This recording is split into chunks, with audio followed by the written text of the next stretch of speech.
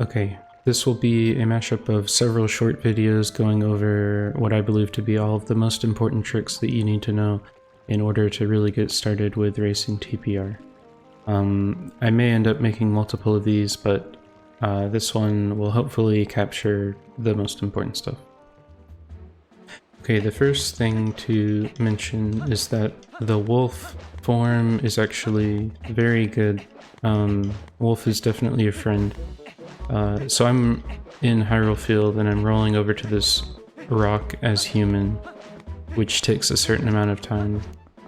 But now if I turn into wolf and then I'll run the distance back, and you should be able to see that this is significantly quicker. Every time you warp, you will start as wolf form, which is pretty convenient because that means right after warping, usually wolf is going to be how you want to move unless you're wanting to call a opponent or something. But in terms of movement, for certain rooms, wolf is a lot better than human. Additionally, wolf can attack. So in races, we start without swords because we really don't need them, purely because wolf is already very good at attacking. But yeah, that might be enough about the wolf. It is, yeah, don't shy away from the wolf. It can be a little hard to control sometimes, or like awkward, but you'll get used to it. Next thing to go over is the C-stick. So the C-stick is also your friend. If you come from like older Zelda games, like OOT or something, you're probably not used to having a C-stick. And you can tell when someone comes from an older game because they'll be like doing this all the time, which is not how you want to go about things in this game, at least. Because a lot of times maybe there's like an enemy or a sign or something nearby, and so you're trying to adjust your camera like that, and then you end up locking onto something else, and then it just gets messed up. So for adjusting your camera, most of the time, there are times where you do want to use L to quickly change the camera, especially like let's say after opening a chest and then you want to roll in the direction that you're already facing, then you can hold L and press A like that. But anyway, talking about the C-stick, so it can be a little awkward since this game is an older game. I think in modern games people are used to, if I hold right on the stick, then where I'm facing goes to the right. But you can see here, if I'm holding right on the stick, then the direction we're facing actually goes left. To make this a little easier to understand why things function this way, if you imagine that the camera that we're seeing the world through, like imagine that's a physical object. So if I'm holding left, the thing that's actually moving left is the camera that is pointing at Link. And then if I hold right, it's the camera that's moving to the right. So that can make it a little easier to understand. Another thing to mention about the camera, if I kind of tap down on it, or if I tap forward, then you can go between these zoomed in or zoomed out states. So let me call upon quickly to show an example of where you might use this. So there's a grotto in Eldin Field right in front of me, which can be kind of hard to find. It's over near the top of this hill right here. So if I tap down to zoom out, then here it is. And that's an example of how you can zoom out to make it a little easier to find things. Because if I'm approaching like this, then you can't see as well, but zoomed out you can see a little bit better. I think the final thing to mention on the camera is that if you tap up on it while you're zoomed in, or I guess not zoomed out, then you'll enter first person. And you'll want to press A to back out of first person and not B. Let me load a file with a sword to show the issue there. Yeah, so this is actually more of a minor thing. now that I looked into it some more, but it is something that it's not ideal, so I'll go ahead and mention it. But yeah, let's say I'm aiming at this claw shot target and I'm too far away. Sometimes you'll see people press B to back out, but as you can see, that draws the sword and slashes it. So let's see, I aim and I'm too far away and then I press B. And you can see while I'm doing that sword animation, I'm locked into place. The better way to go about this, let's say you're too far away and you need to get closer. So if you look in the top right, you'll see it says back on the A button. So while I'm still holding the button for claw shot, I can press A at the same time. So if you look, I'm literally still holding X in this case, and then I press A, and I'm just holding them both at the same time. And that way you can quickly back out. So see how there's no, like I can back out and then roll. There's no delay due to being stuck in a sword animation. Same thing with first person, like if I'm just looking around, then you're going to be better off pressing A most of the time. So that's something that can trip people up. Another thing you can do here, let's say I'm too far away. So as you saw me do there, while I'm still holding the button for claw shot, you can hold L and move around. So let's say I'm too far, then you can adjust that way in order to get close enough. And you can do that for different kinds of things. I think that's enough on that. So let's talk about something else. Okay, here's something that you're definitely going to run into at some point. But you can, if you know how to, you can largely avoid it. We'll go over how to try to avoid it right now. So if you look up ahead, there's some vines. So what I'm going to do is claw shot to the vines, and then I'll hold directly up on the control stick because I want to climb up. But what is going to happen is that I will start climbing to the right. So watch my control stick as I do this.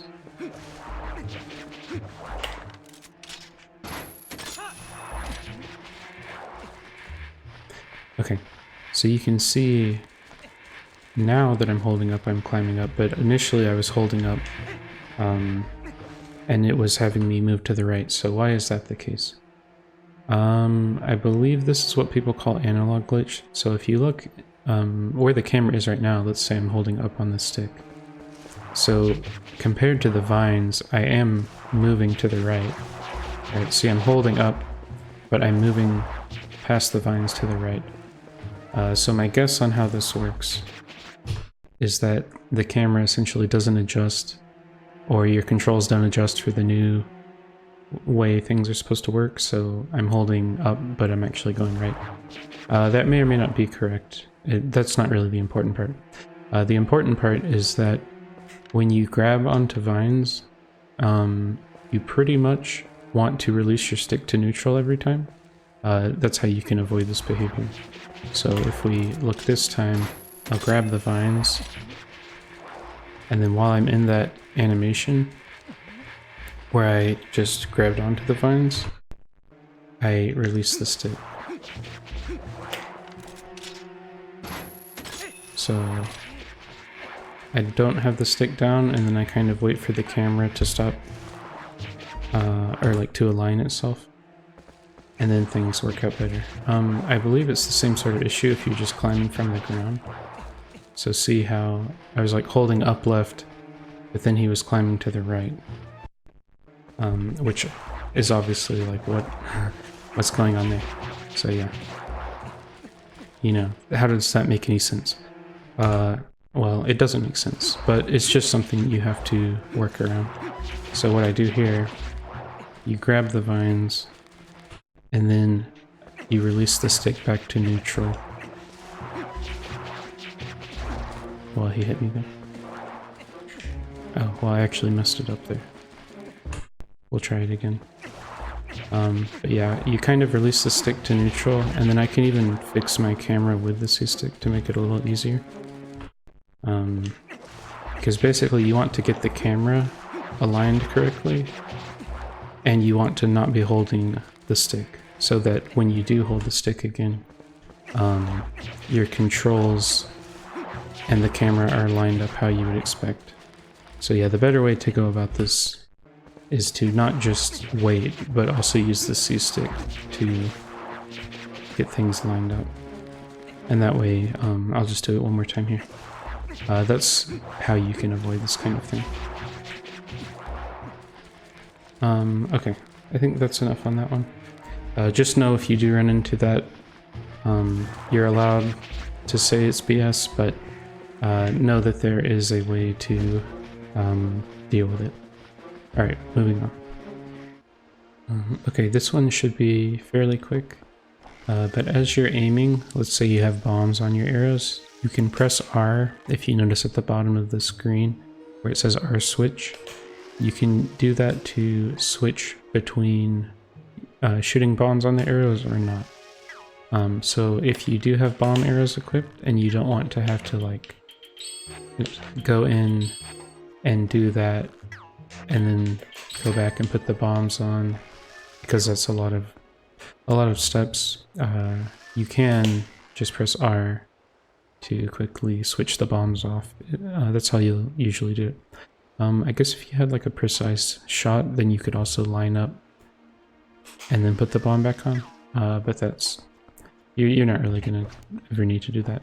But anyway, yeah, you just press R and the bomb goes off. Okay, so the next thing that I just want to quickly talk about is the Hawkeye. When I warp to Kakariko Gorge, you can do a quick turnaround by just barely tapping down on the control stick, and then if you use the horse call at this point, you can see in the background the item is there. Maybe you could see that, but I couldn't really tell what it was. So I can use the Hawkeye here to zoom in, and then I can see that it's a hidden skill. So this is just one place you can use the Hawkeye. Let's say you were going to this cave because you wanted to do the checks here, but you had not yet checked the spire thing over here. So you can see that that's bombs. Yeah, I just wanted to show some examples of where you can use the Hawkeye. Obviously, you can use it a lot more places than that. But yeah, it is a useful item, even though it's kind of memed on. But we'll move on. Okay, so I wanted to talk about the Ordon fishing rod check, and then fishing in general. So when you approach here to do the check, you want to make sure you have the cat's attention first of all. So now I have the cat's attention. A lot of the time you'll hear the meow, and that's kind of your audio cue to know that you have the cat's attention. You can also just look at the cat's behavior. But it is important that it's paying attention, or else sometimes you'll fish and then you'll get the fish and then nothing will happen, and if you have that happen, then that's why the cat basically wasn't looking. So okay, in terms of fishing, if you look, when I throw it out here, and then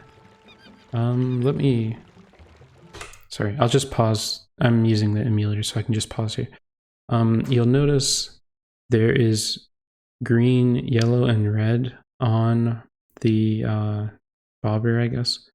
Those colors, you would expect them to mean something, but they're pretty much pointless. Most of the time, all you have to do is wait for any kind of movement and then immediately hold down on the C-stick, and then that will work. So I can see the fish are approaching quickly here, so hopefully after I unpause, I'll be able to get this. But basically, the bobber should sit still for a bit, and then the instant that I see it move down, I'm going to hold down on the C-stick. Okay, I'm going to back out of that because doing it out of the middle of a pause was a bit weird, and plus the fish reacted pretty quickly on that one, so I don't know that it actually slowed down. Okay. So I'm going to release that so I can try it again. Because once you catch the fish on there, then you're good to go. So not moving. And then just as soon as you see movement, you hold down. We'll do it one more time.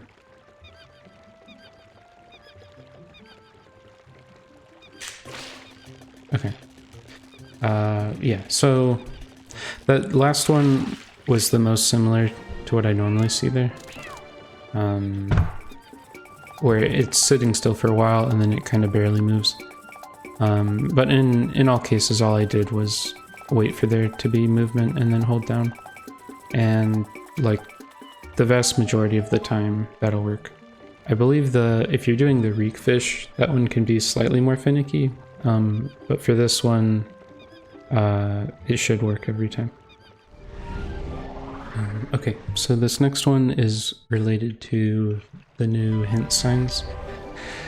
So I warped to Zora's domain, and this one can be a little tricky to get to without having bombs, so I wanted to show how you can do that. So after warping, I exit out on the right side here for GameCube, and then I will walk over to the corner, and you can see there's this edge here. Let me make a save state, just so we can try this multiple times. But yeah, if you look, I go all the way up against this wall. That's too far. What you want to aim for is this. There we go. You can see right here, there's this corner. This is where I normally aim. And you want to slowly walk over it as Wolf, and then drop. And then that allows you to get down to this platform, which is where the hint sign is, without needing to actually use bombs. And you can do this as human as well. And in fact, you can, it doesn't have to exactly be that corner. Like going all the way up here is too far. But you can be slightly further out as well. So like if I drop right here, then you can see I still land there. I'm not sure how far you can go to the left here. Wow, that was pretty close. Let me go slightly more left. See what happens there. Yeah, so if you go that far left, then that's also too far.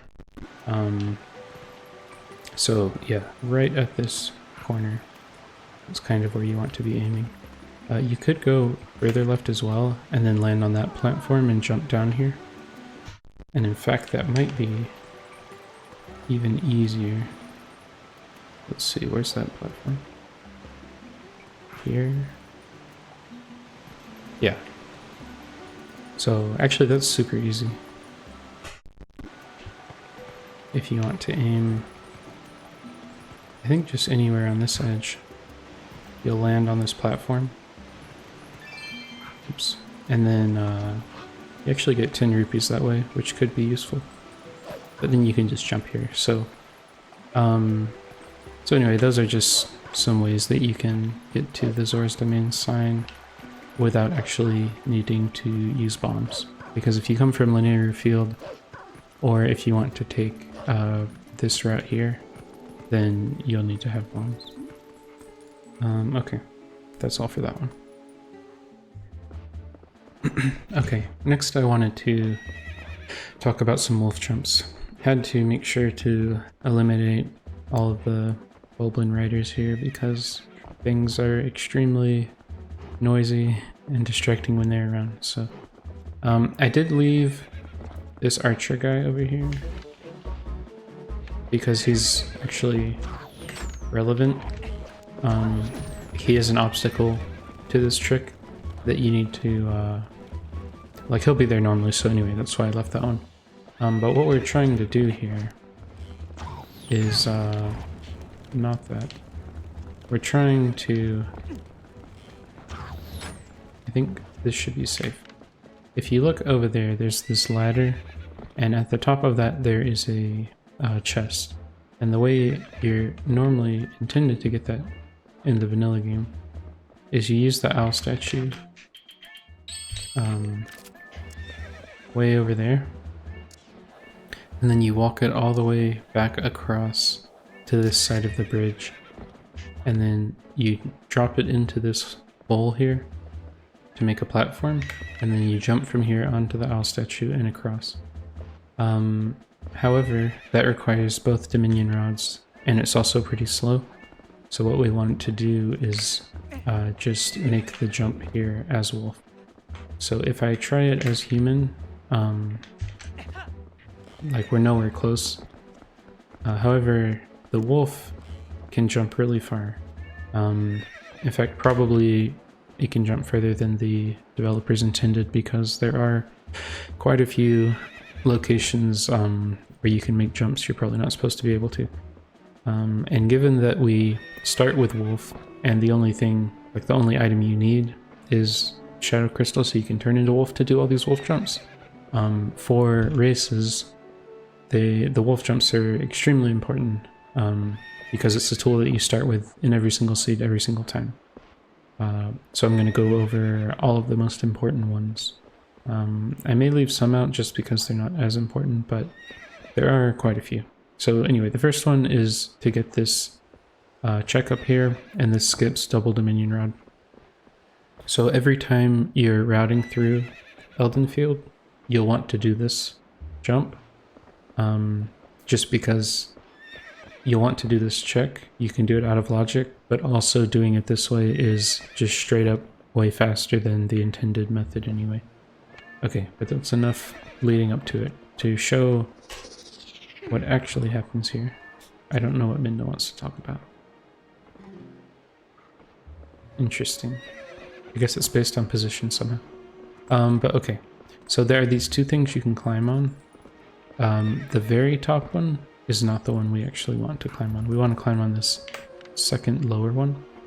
And then if you look, my second and third heart, if you see there's like this vertical line, and I'm trying to put that between my second and third heart.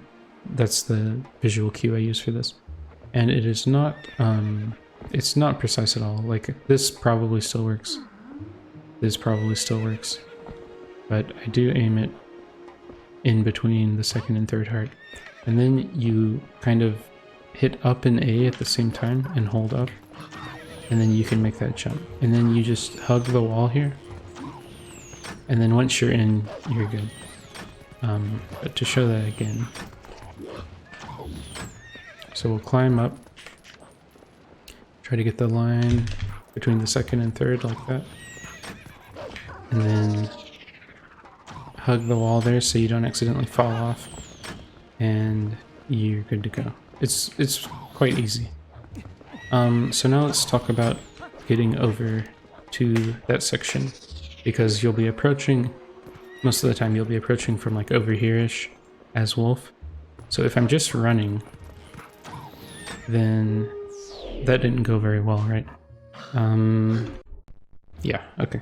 So this is my save state for this. Let me, in fact, save it after already turning into wolf. So yeah, if I'm just running and I continue holding forward, then I'm going to jump off, which obviously is not good.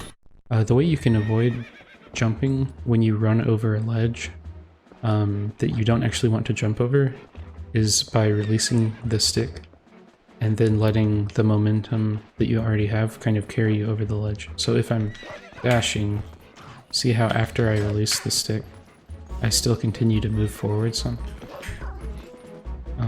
Not a ton, but I am still moving.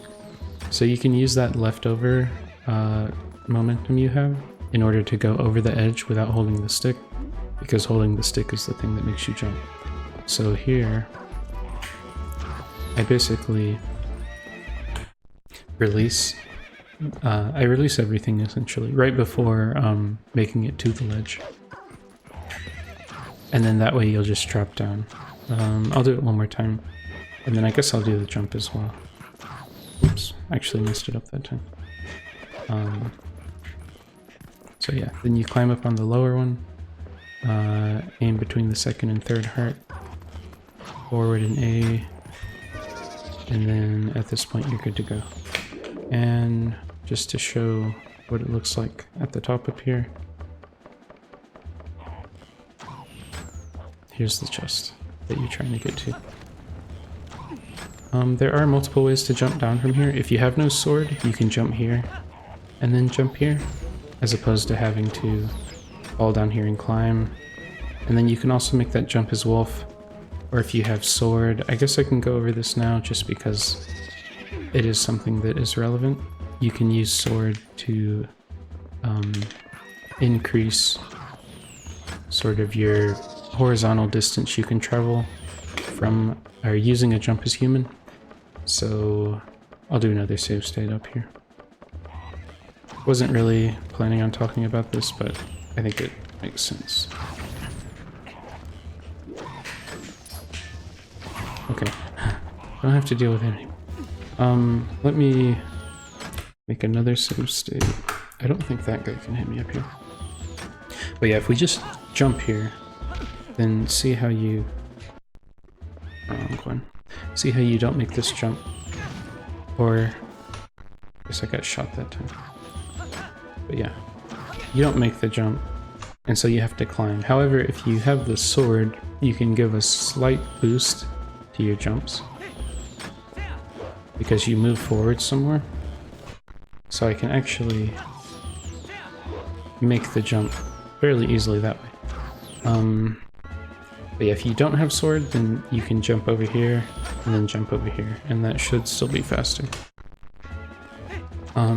Last thing to mention here, as wolf, you can pretty easily make the jump because wolf does jump quite far. But yeah, that's definitely enough time here. Let's move to a more peaceful area. Okay, here's another really important wolf jump. Down here, there is a double claw shot chest. And let me show here. And as wolf, you can very easily jump to this. There are like kind of an absurd number of ways to get down here. But given that you already start with wolf every time you start up a race seed, this is going to be the one that you can use most often. It's also probably one of the fastest ones, if not the fastest method down here. But yeah, let me jump back to where we were to show how to line that up. So most of the time you'll be approaching after doing that grotto up there, and you'll be approaching from this side, running past here to get over there. So if you look, there is a kind of a lowest corner. Maybe I can zoom in with the Hawkeye. So if we're looking here, this low corner over here, that's kind of what you're looking at when you're running this way, and you want to run slightly to the right of that. So I'm approaching here slightly to the right, so I don't want to jump. I'll make another save state here. Okay, so you don't want to jump from the corner. You aim, all you do for the lineup is you literally just aim as much at the chest as possible. So if I'm at the corner, then yeah, we didn't make the jump. I think if I'm slightly further right, and then we aim... okay, well I made the jump that time. There are ones, like there are cases where you just barely make the jump and you like actually land on the ledge. That's not what you're looking for, because obviously it's slower to have to climb, but also that means you were almost too far out to make it. You also don't want to be like up here on, if we look at, oops, if we back away a little bit, and then if you look, there's this entire edge from this bottom part, and then we just follow this line up, and then here's kind of the top part of that. So you don't want to be up here near the top, because if I aim at the chest and then jump, then I'm just going to land over here. But you also don't want to be like super far down, because then the jump just fails. So what I look for here is if there's the middle, kind of here is about the middle, I want to be maybe 25% or 33% or whatever. Just like slightly more to the left from the middle. But yeah, it's very easy to do this one. So once again, as you're approaching from this side, you basically just aim slightly to the right of that bottom corner. And it's not very precise. Okay, that's enough on this one. We'll be back to south of Castle Town later on with some other stuff. Okay, next we'll be talking about everyone's favorite wolf jump, which is in Kakariko Village. So if we look down there, there's a chest, and the way you're supposed to get there is by... let me see if I can see it from here. It's way down there is where you blow up a rock, and then there are some chickens behind it, and then you have to take the chicken and you run up this path, and you basically take this very long path following these stairs all the way up here, and then from there you jump and you fly across and you land there, and then you take this route up here all the way down there, and then you use the chicken to fly over there. Yeah, and if you notice, I pressed B to back out of the Hawkeye, which is what I was saying not to do earlier, so I will admit I made a mistake. Okay, but anyway, if we look here, that's where we're trying to go. So there is, if you are already kind of familiar with this setup, you may see people do like some weird... Oops. Well, that's not it. But yeah, you may see people do this like, whatever, fall and then, you know, that thing. We're going to be going over a different setup, which is one I kind of came up with when I was just messing around with this, because that setup is a little too... It's like way more precise and way easier to mess up in my opinion, so there are people who have already learned it that way and it's fine for them most of the time. But if you don't already know a trick here, then I definitely would recommend this other setup. So basically all you have to do is drop near the corner here and then hold left to move into the corner. Then you stand up on the C stick to enter first person. And then if you look over on, see this like giant fence post that's taking up most of my screen here? You move to the left with the camera until there's like maybe that much of it left. It's really not precise. It kind of say like a thumb's width or something. Basically, if you're like this small of an edge on the right side of the screen, it can probably even work with that still. Or if you're like this, that's way too much. So I say just kind of like a thumb width on that side. And then you do a quick transform. And then this part's very important. You have to hold L and release L in order to normalize the camera, such that if I hold up an A now, then I'm jumping in a consistent direction here. Then once you do that, I like to sync it up with the music, because you want to hold, or you want to hit up and A on the stick at the same time. So I kind of wait for a downbeat in the music. And then what you do after you jump, I'll show it. Excuse me, we'll probably do this multiple times, but as Wolf, what you do here, like once you are ready to do the jump, then you press up and A at the same time. You continue holding up. So I keep holding up on the stick, and then I'm mashing the A button like that. You can actually, like if you're super precise with the jump, you don't have to mash A in order to do the trick. However, it makes it significantly more lenient if you do mash A. So yeah, we're gonna drop down, move into the corner, first person, leave like about a thumb width on the right side of the screen. It's not that precise, which is why I recommend this method. Then you can press A to back out. I believe you can also just straight up quick transform, which is something I probably should get into the habit of doing since it would be slightly faster. Very important, use L. You only have to press it once, but you just hold it and release it, and then that lines the camera up. And then we're going to press up and A at the same time and keep holding up, and then start meshing A.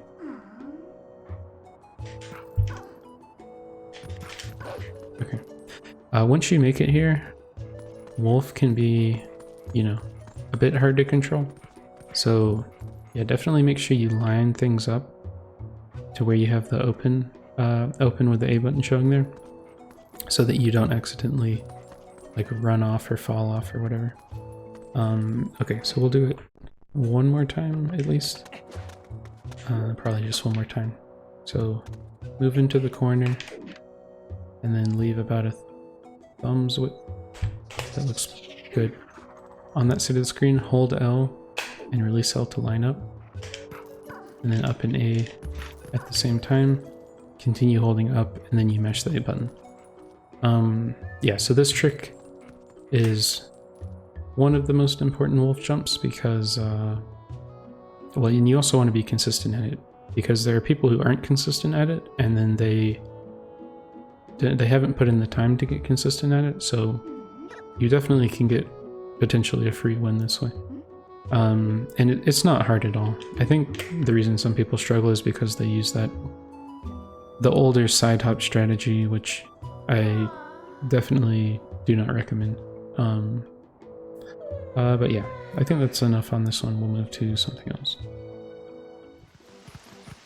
Okay, so the next one I wanted to mention is this jump in Kakariko Gorge down to the double claw shots chest, so you can get rid of that guy. This one, I think I'm only going to show it once maybe, just because this one is probably one of the least important things in this video. It's more like I wanted to give people the opportunity to learn the setup for this, but if you're learning things in this video, this should be like the last thing you learn. Okay, so yeah, what we want to look for the lineup. So what we're trying to do is, if you look on this platform down here, we're going to try to jump and grab on to the very left edge of the platform down there. And this is very precise. And a lot of the time you'll get a hint for this check anyway, so anyway, I think that's enough about that. So if you look in front of me, you can see there are these like two white dots. So my left foot is on one of the dots, so that's how you initially want to line it up. You can hold L and then walk to get that, but you basically want your left foot as wolf be on top of the first of those two white dots. And then if you look in front of me, you'll see there's that corner, like this edge right here, and then it follows up, then it hits a corner, and then it goes up and left, and there's another corner. So I kind of aim in between those two, like in the middle of that edge in front of me. And then what you do is you press B one time, wait for the animation to fully end, enter first person, and then this is another one where you're lining up something on the right edge of the screen. I think I have more setups like that. Yeah, if you notice, I'm definitely a fan of using that as a way to line things up. But anyway, so if you look on that claw shot target, there is, I don't know, how many sides is it? I guess it's 8-sided. But anyway, there is a top point of it, and I'm trying to line that up with the edge of the screen. So right about there is probably good. So if you see the very top point of that claw shot target, I'm going to line it up like that. And then all you do is you hit up and A at the same time, You only have to hit A once, and you just keep holding up on the stick. So let's see if this works. Okay, it did not work. Do I have a C-stick? Or not a C-stick, a save state. Okay, I have a save state back here. Yeah, the problem was I did not get my A input out. So we'll try it again. I'll skip the explanation this time. But I'll keep that in so I don't have to like explain all of that again. And it is, I kind of want to give an accurate representation of the fact that this is like not free at all.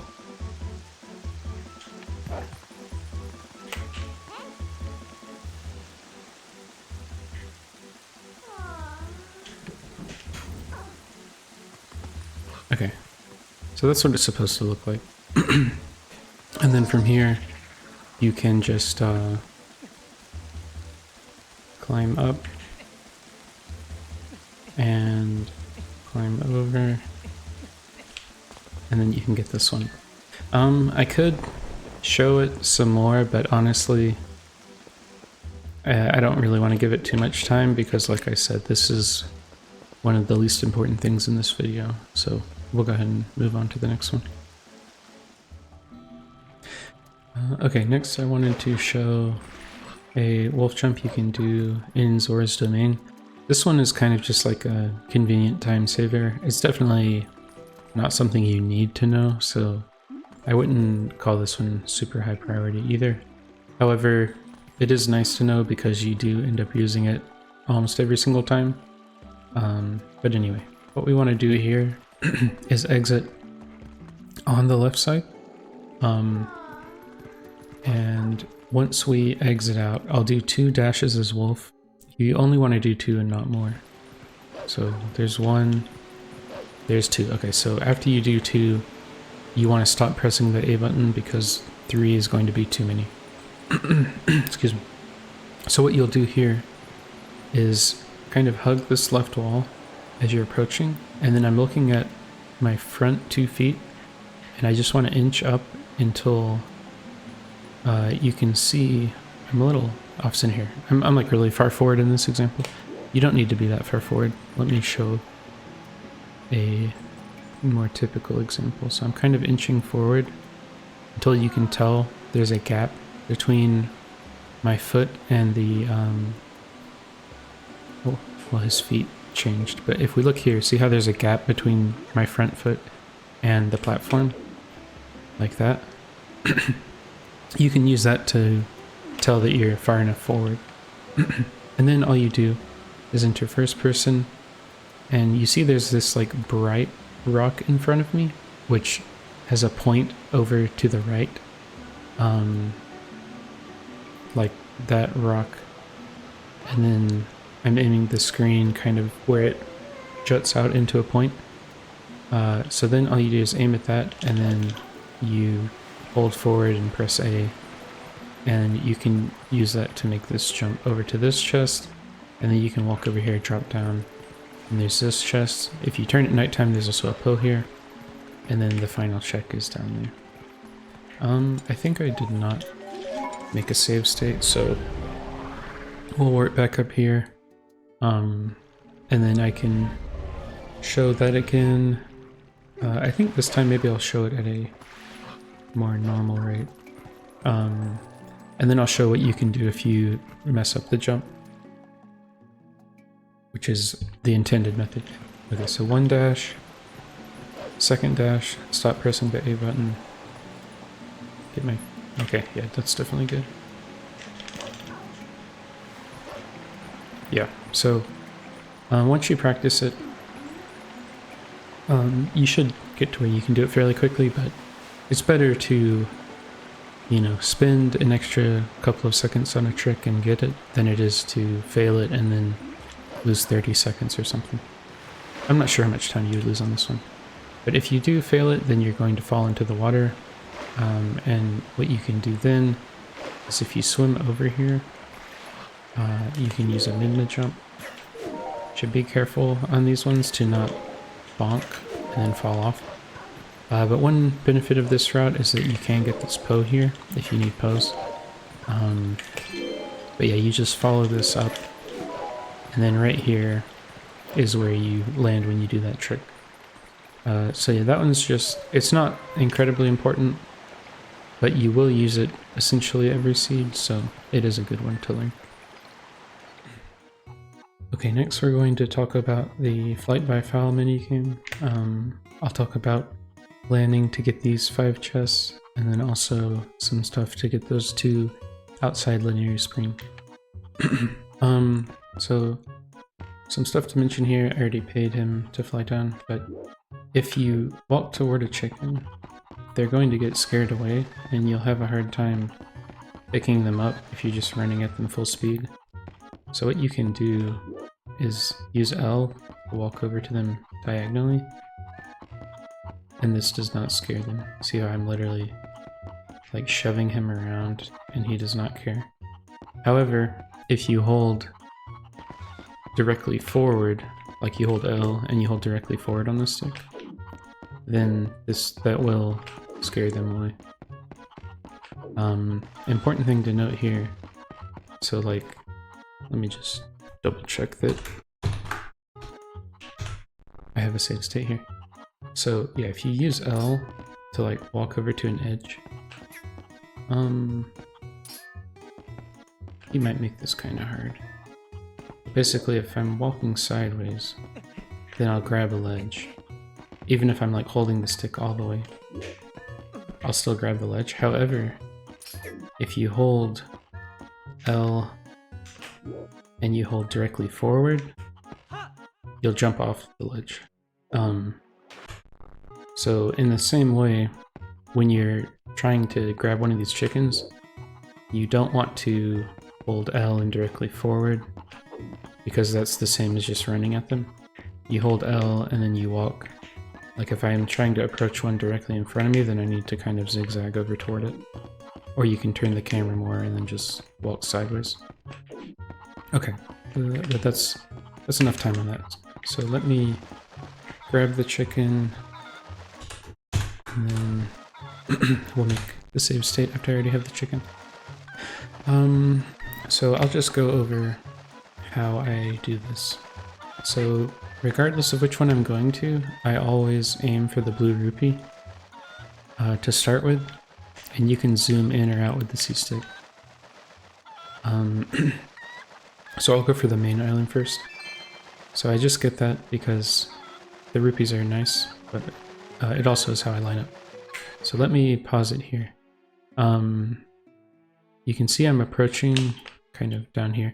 I'm approaching the rotating platform, and I'm aiming, like if you notice the rod, like that central rod, I'll redo this in a second, but I'm aiming slightly to the left of it and then holding back on the stick. Now I'm not actually going to try to land on it this time because that's not what I was pointing at. This stuff kind of goes by quickly,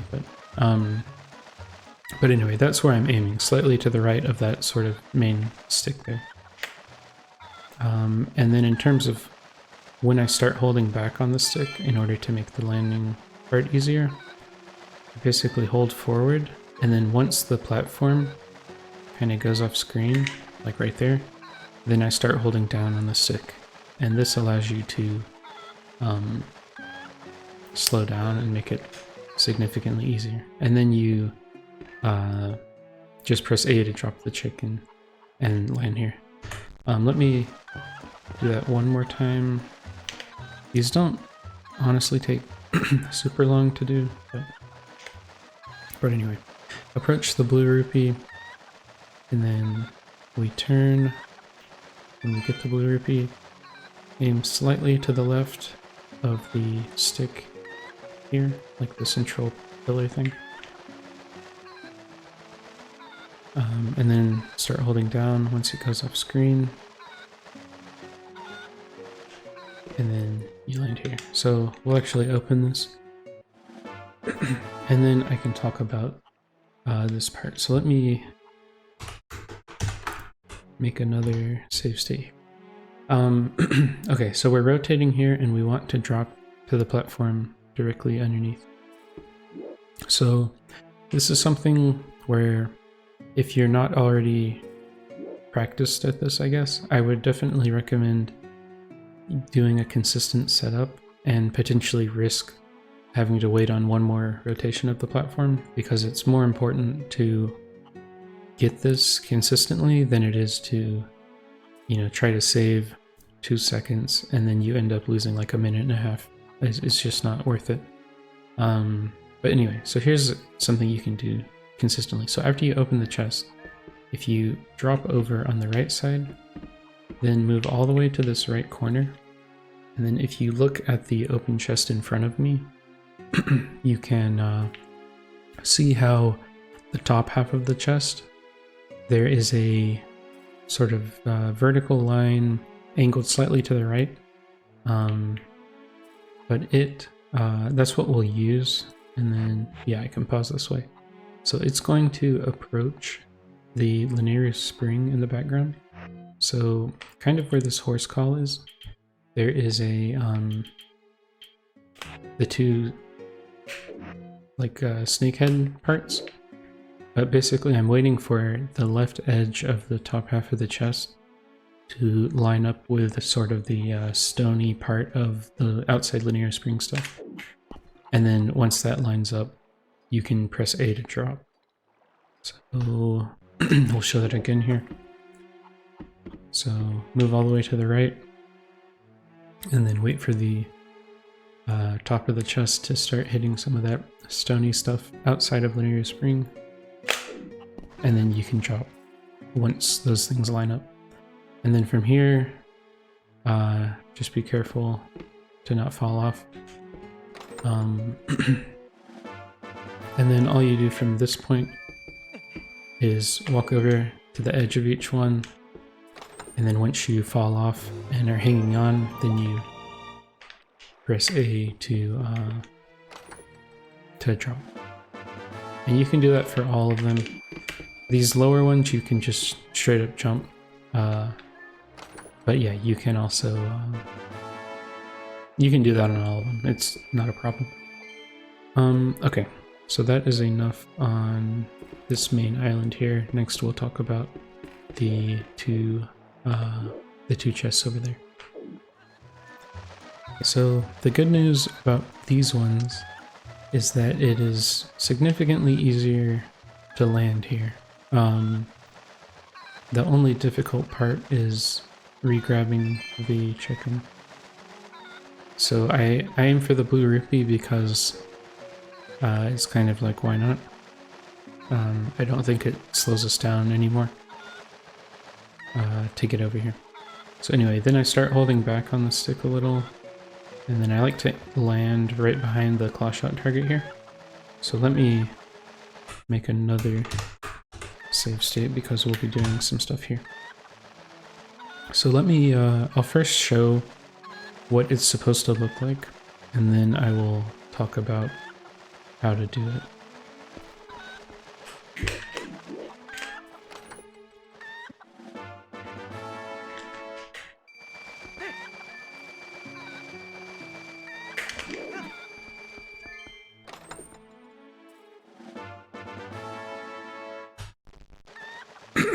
Excuse me. Okay, so yeah. The goal is basically to get both of these chests without having to go all the way back up there and fly down here a second time, because you know, you'd lose like, you definitely lose over a minute having to do that. So out of all of the tricks in this video, this is definitely one of the most important ones, purely from you're going to do this almost every seed, and then it's also just like a huge time save. Now if you do, let's say the chicken runs off, then there is a claw shot target here. So you can go here and then drop down. You can do this with only a single claw shot, and then you can claw shot over here and do it that way. So if the chicken falls off, you don't have to, if you have claw shots, you're good to go. Okay, but back at this trick. If you are able to do this trick consistently, then I believe it is actually faster than using the claw shots, maybe. So So yeah, definitely recommend doing this kind of regardless. But what you want to do here is line up with the chest. You don't want to be like right up, so I'm right up on top of the chest, because if I place the chicken down when I'm right up on top of it, that time it landed here just fine. But sometimes it will like fly off the back. Let me see if I can get that to happen. I'll try it just a couple of times. Well, it's liking to stay this time. So yeah, if you want to stand right up on the chest, I guess you will be fine to do that. I know in the past I've had trouble with that. So my preference is to slightly back away from it. But anyway, so I basically line up perpendicular to the chest, and then I like to just hold L, flick the stick back, like that. Just so I'm not directly up on top of the chest. This might be unnecessary, as you just saw, but this is just how I like to do it to be safe. But anyway, once you're in this position, if you place the chicken down, it will just stay or it'll slightly fall off. It doesn't really matter, because the next thing you'll be doing is opening the chest. So let me get in this position, and then I'll make another save state, because this is kind of the important part. So if you notice when I place it, in that case it fell off. Sometimes it'll stay up on top of it.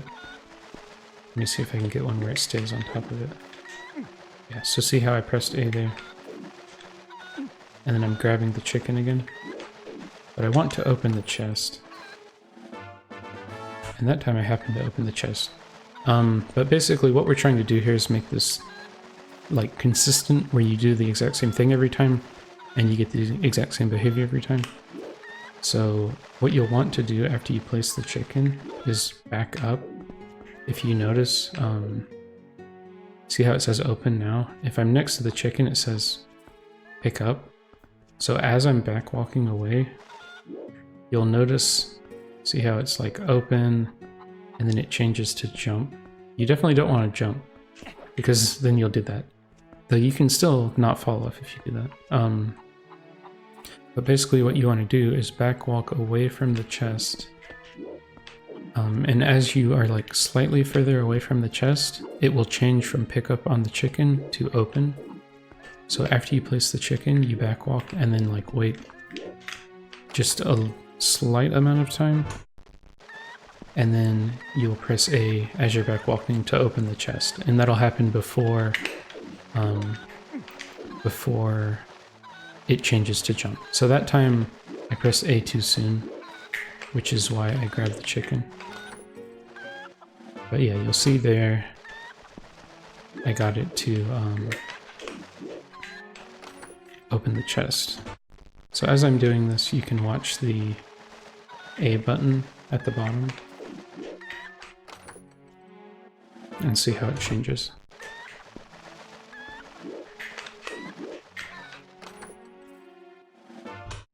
And the important, or like the nice thing about this is that the chicken is right here. So you can just grab it immediately, basically. Now in terms of jumping over here, you want to aim slightly to the right of the claw shut target. Now it's important that you don't jump from down here, because if you're jumping from down here, see how this is like at a lower height than it is up here? Up here is like the highest point on the chest. So you don't have to jump from like the exact highest point, but you definitely want to jump from up near the chest here. And you don't need to like get a perfect lineup, it's not that precise. So you just jump and then you make sure you angle over underneath, like to the right side of this claw shot target. And then once you're up here, you can just throw the chicken because you're good to go. So yeah, we'll show this one more time.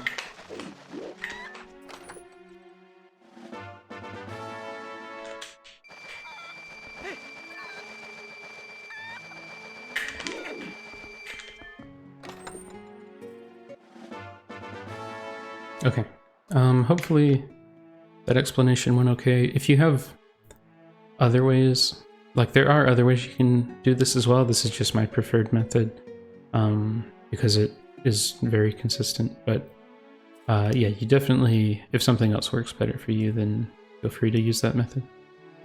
Okay, that's enough on this one. Okay, next thing to talk about is going to the desert when you're going to full clear it. Or clear most of it, doesn't really matter. So right now it's morning.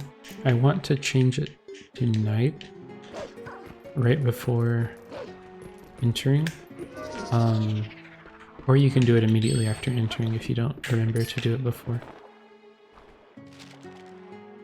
So yeah, we'll pay for the cannon. Well, I guess we didn't have to pay.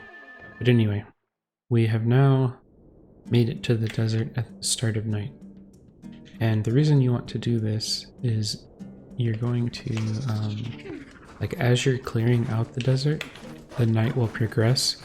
And once you're far enough into the night, then the Bulblin camp area with the sort of campfire thing, bonfire, I don't know, down at the bottom, those guys, if it's late enough into the night, they won't notice you. So I'm going to head straight there, just to show that they should still notice me. In fact, I'm going to make a save state here. So let me pause. And okay, made a save state. So now I'm going to run straight at them and they should notice me.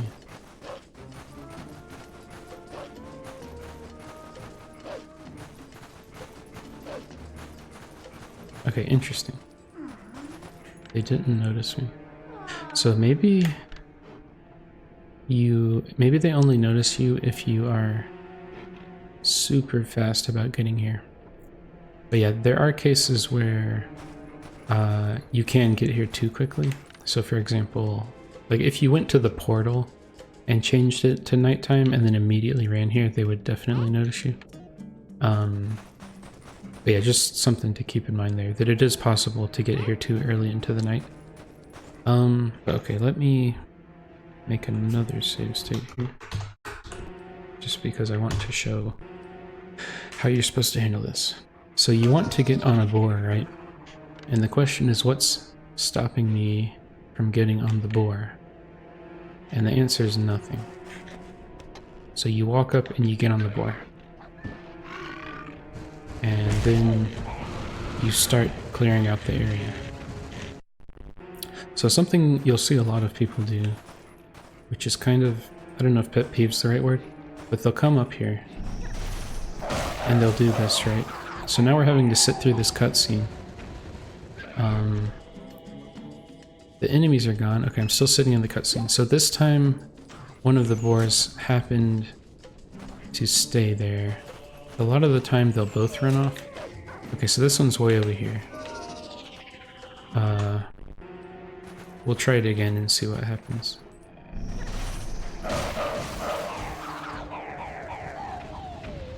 Okay, so I think it was a different run ran off this time. Yeah. And also, they'll also see if you just like walk into the light here. So yeah, definitely don't do that. But anyway, my point is, don't engage in combat with an enemy who doesn't even know you're there. Just walk up and get on the boar. That's all you have to do here. Not only is it easier, it's also faster because you don't have to sit through the cutscene. So, yeah, I think that's enough on this one. I don't really need to show. I don't think there's any point in me spending the time to try to get there too early. Just know that if you do turn, like you can't turn at nighttime and they're immediately asleep. There is a delay.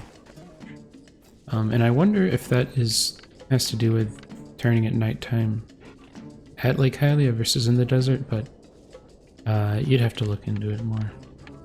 Anyway, that's enough on this one. We'll move on. Okay, next we'll talk about some tricks in the south of Castle Town Zone. I think learning tricks here is pretty important because there are some checks that are very easy to leave behind, and then you'll have a really hard time coming back for them later. So for example, that double claw shot chest, learning the wolf jump is very important. It's also very important to learn ways to access this fountain chest, as it's called, that you normally need spinner to access. Ways to get to that without spinner. But the first thing that I want to show is actually just a convenient thing to speed things up. So anyway, I'll show that first and then move on to the kind of more important stuff. Okay, so right after you open this chest, if you have spinner, the spinner track is like right here, and you can make it to that from standing right here. You don't have to enter it from over on the far side like you normally would. So if you get on your spinner, then you can have that connect as you're falling next to it. So basically just want to aim slightly to the right, and then you'll connect to it like that. I do like to kind of aim over to the side and then push up against it, but that may or may not be necessary. And then after you shoot here, you can press B in mid-air to draw your sword, and then do like a jump attack there to quickly get up that ledge. Might just be slightly faster. But yeah, that's just something convenient to know. Next we'll get into the more important stuff. Okay, so let's look at how to use the backslice to get to that chest there. So we're not actually concerned with the slash at the end, we're only concerned with the side hop followed by the roll. So let me show what we'll do here. Stand up on this step right in front of the, like right before the first vertical line, like right here, and then aim slightly left, not super precise. So what we do is a side hop and the roll in order to make it across on top of that thing, and then we'll kind of hold forward perpendicular to the to where we're sliding off in order to jump, because if we just do that without any inputs, see how we just slide off and go straight down. So it is important that you're holding forward in order to, or, you know, kind of perpendicular to the thing you're sliding off of in order to jump. And then when we're midair, we'll just press B in order to do a midair jump attack to gain just that little bit more distance that we need. So regardless of what method you're using for this, you do need at least one sword. Wooden sword works just fine. So yeah, we'll stand up here, aim slightly left, hold forward. Oh, guess I wasn't aimed slightly left enough. Maybe slightly more left. Okay, maybe slightly even more. Let me get a better lineup. Decently left, we'll say. Okay. So, and you may want to look at the, excuse me, the controller inputs. Okay, so we'll aim decently left. And that's all there is to it. Just one more since these are so quick.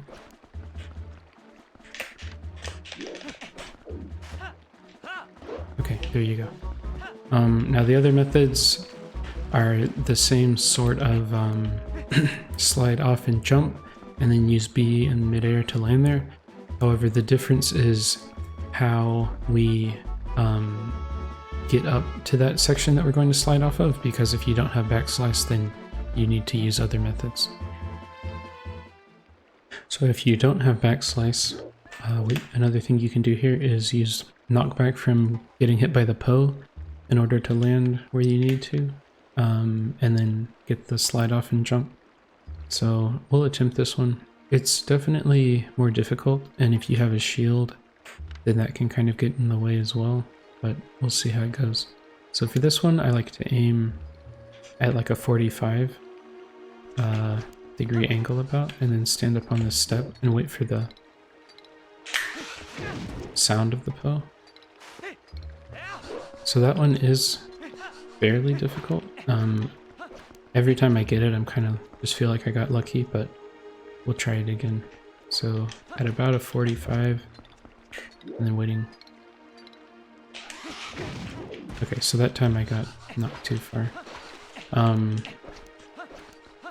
Yeah, this is definitely not my preferred method, but we'll do one more time because it's kind of inconsistent. Okay, that time I jumped late.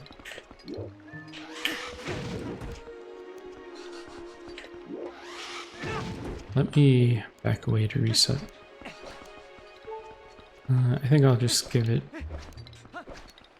another try or two.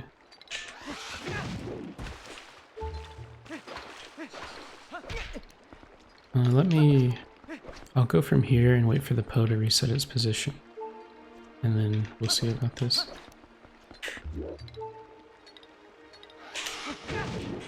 Okay. Yeah, I don't have a consistent setup for that because it's definitely not my preferred method, but you did see me get it one time, so it is something you can spend more time on.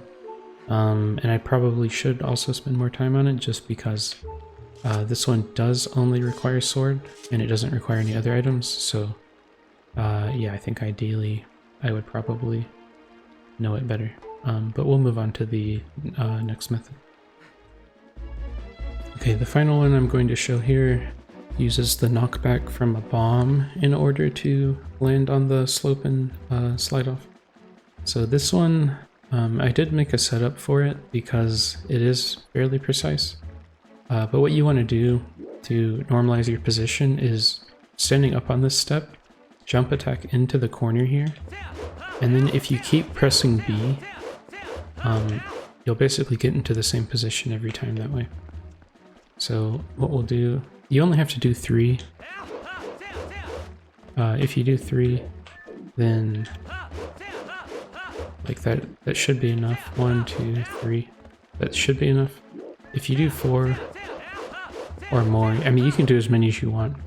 But once you've done enough, the position, like your camera will be angled into the same position. So you'll be in the same position every time, basically.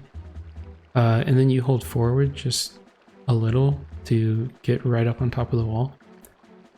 So if you'll notice, so I fall off and then I hold forward, and I do move barely forward, and it is important because the position needs to be the same thing every time.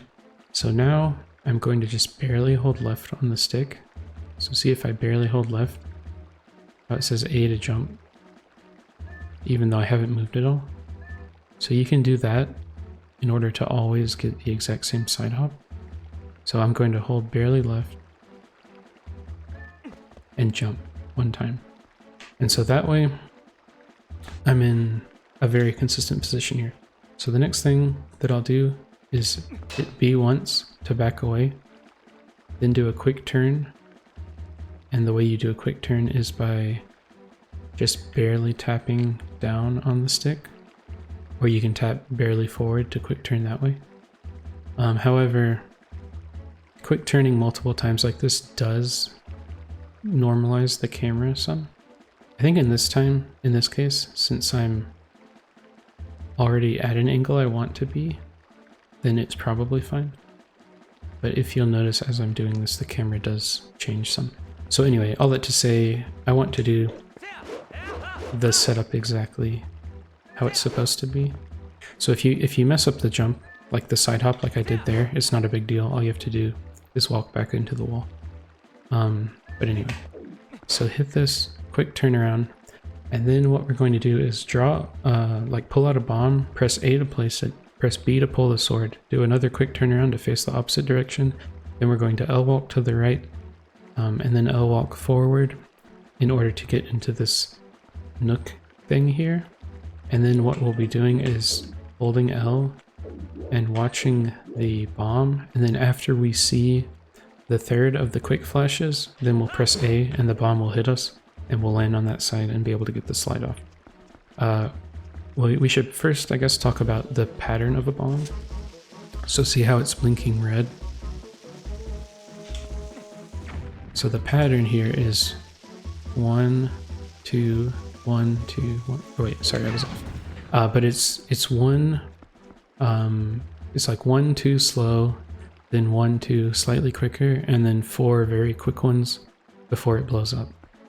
So we'll see that here. 1, 2, 1, 2, 1, 2, 3, 4. So what we want to do is on the 1, 2, 3, 4 at the end, it's after we visually confirm that we have seen the third of those quick flashes, that's when we press the A button. So you definitely don't want to be early, but obviously you don't want to be late either. Let me... Do I have a save state? Yeah, I'll go back here since I have more health. But anyway, I'll try to do it all together.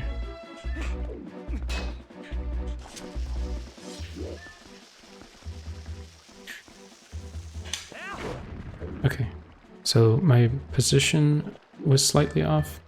There is a, if you notice how I hold forward and it'll kind of shove you to the right just a little. You can do that, like that's what you want to see.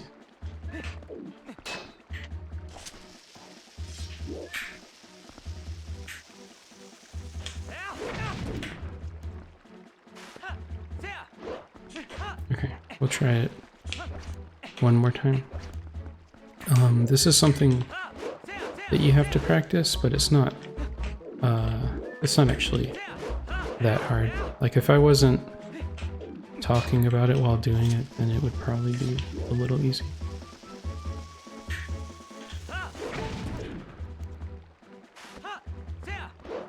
But anyway, there is also a way you can do this with moon boots, which is like even more precise. But that's banned in race settings, so I'm not going to go into that. Okay, so this is a tip about the Fyrus fight, and how you can do it without sword. So, alright, after you miss a few shots, you'll knock him down the first time. And then here's where you would expect to have to use sword, but you can actually just use the bow and get 5 hits that way. It's pretty quick, so I guess I can just show the whole thing.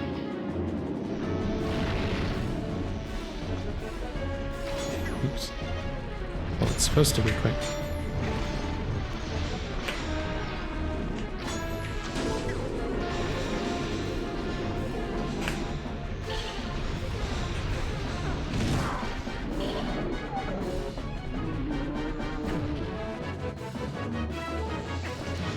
So again,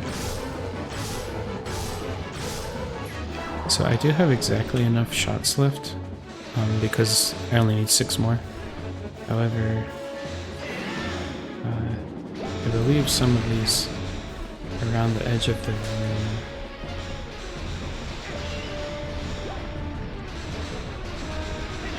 Yeah, some of these will have arrows. So even if you barely have any arrows, I don't know if the pillar made me sick there, but even if you don't have very many arrows, you can still get some extra arrows.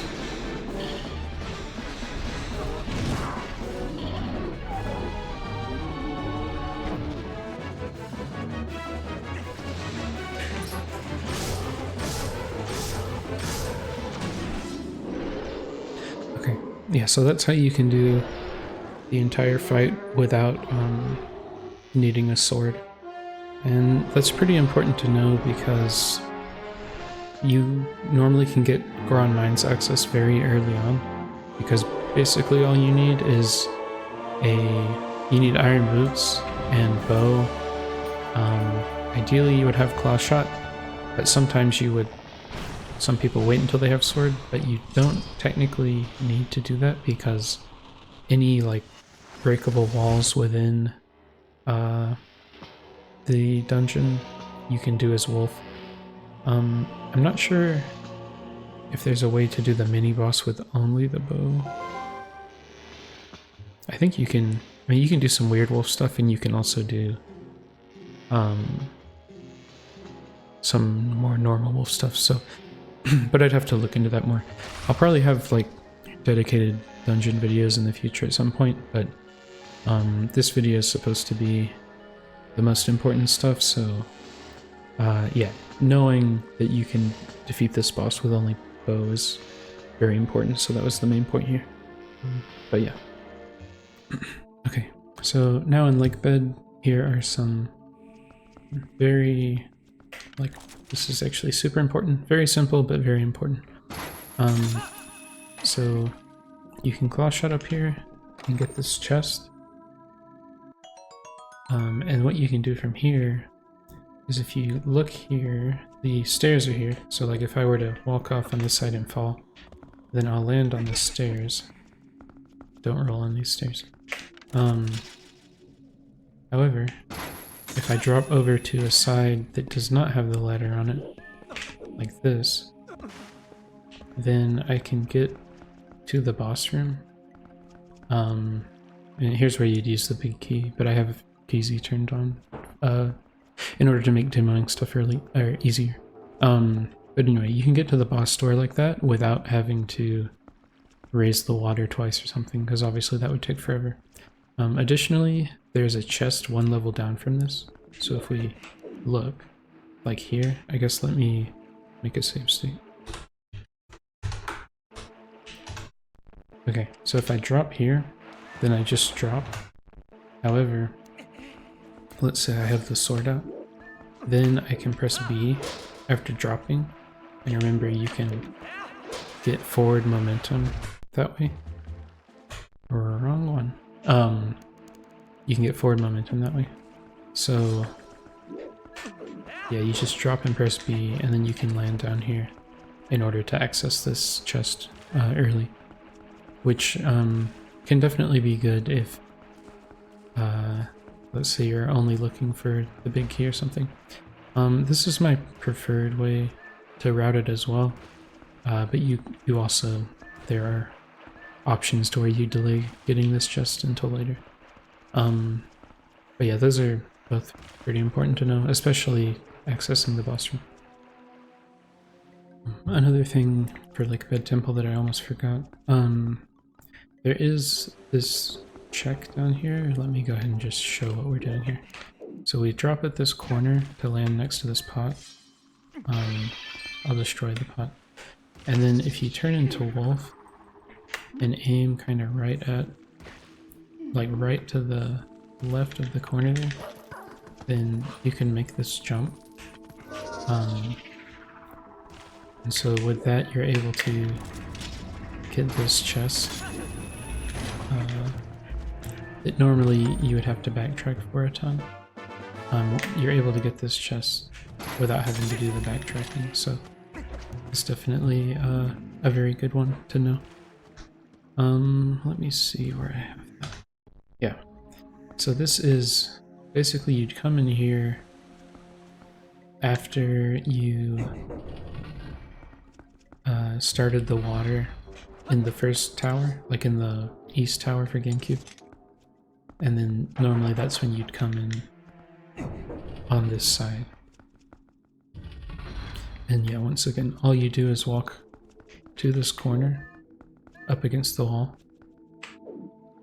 and then drop there, or if you grab the ledge. Normally you grab the ledge, but I was being kind of weird about the movement there. It's not super precise. Yeah, from here, I don't think... I guess if you have no sword, you can just throw the pot away.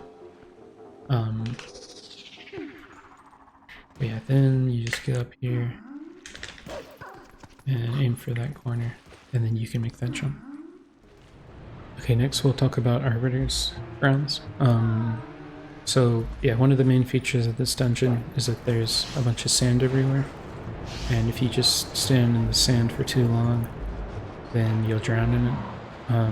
However, there's a way to trivialize all of the sand And that is as you're walking as Wolf. If you tap B, you will do a jump like that.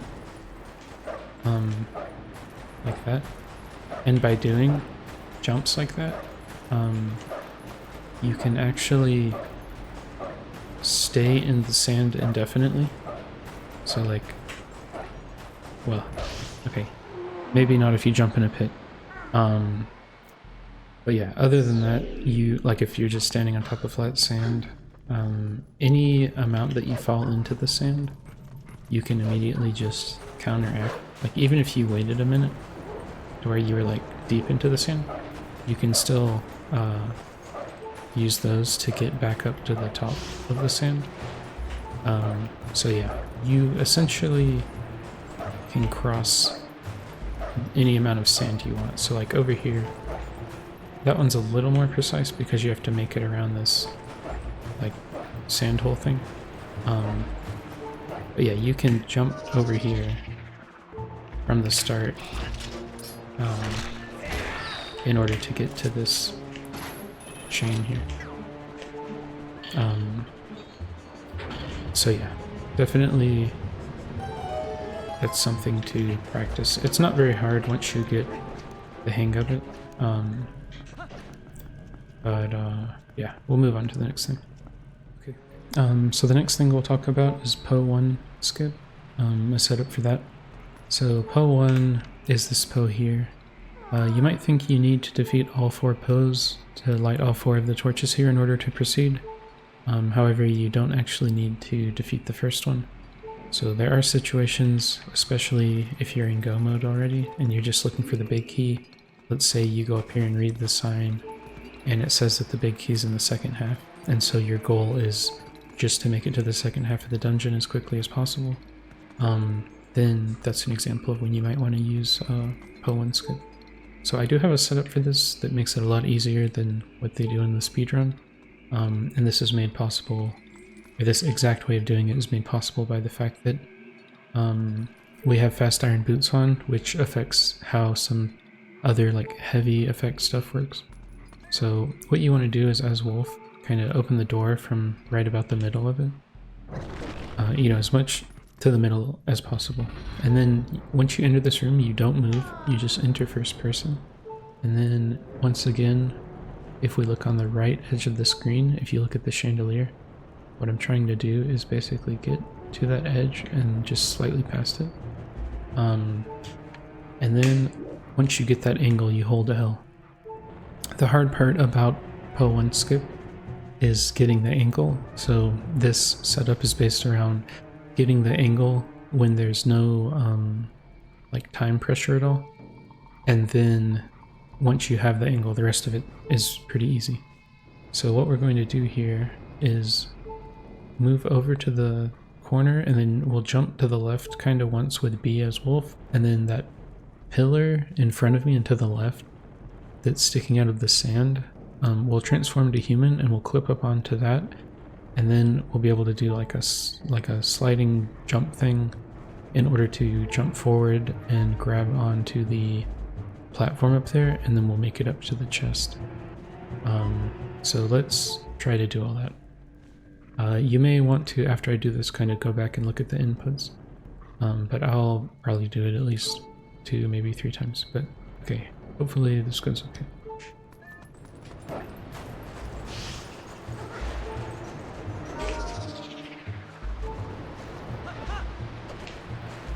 And it did not go okay. That's okay though. What we can do if you fail is jump in here, and it'll get you back to this position. And then you can try again with the exact same setup. I feel like I did not jump far enough left that time. That might be too much there. Let me try it without, like with less talking and just focusing on it. So if these enemies are near here, to where they'd interrupt you holding L, you can just wait for them to go away. But okay, let me just focus on this.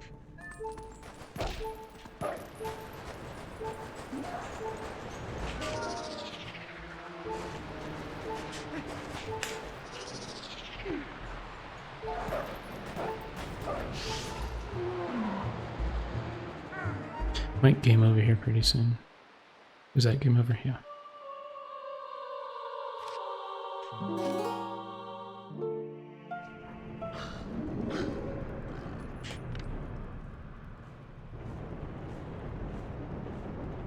It doesn't help that the sun is coming in my window, making it harder to see that, but anyway. Okay, so that's what it's supposed to look like. I think maybe the first 2 times I had like angled too much, because you do just want to barely be over the edge of the chandelier thing. So let me try doing it from out here without the backup. So you want to aim at the middle of the door because it does impact where you stop when you come in this room. Okay, and then we'll just barely cut off. That's probably too much. Like that. Okay.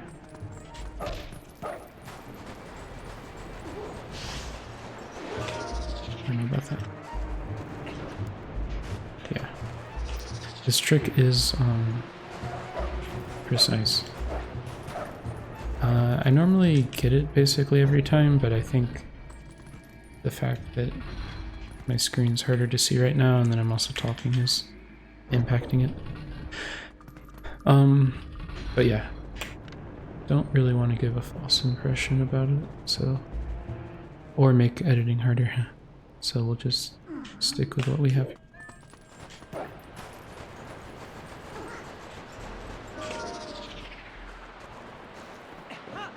Okay, yeah, let me explain what's going on as I get closer. So if you look on this pillar thing, see how there's like a bottom, like at the bottom, is it an octagon? 1, 2, yeah, it appears to be an octagon. So if you look at the bottom here, see how there's like an edge on the left and the bottom and the top and the right, and then there's like the 45-degree angled ones. So talking about the one at the bottom, so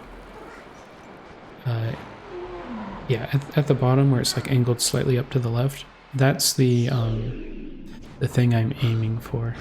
And so I'm aiming slightly to the left of the bottom part there. So that seems pretty okay. So we jump here, and then I'm like slightly moving left. And I want to be kind of in the middle of that bottom edge there. So that's why when I'm over here, I'm just going to show the motions. This isn't the correct angle or anything. So I'm jumping to the left, and then if I just hold forward without moving left any, you can see how I'm like too far right here. Because if we look at the bottom of the shape here, I was more in front of this right, like the bottom right part that you could say is like going up and to the right. I want to be headed toward the bottom edge, which is headed like west or left mainly and barely up. So that's what I'm aiming for. So to get there, you do aim, you jump left, and then you have to like slightly move left as you are walking over there. And then as you get right up next to it, then you turn into human, hold forward, and mash A.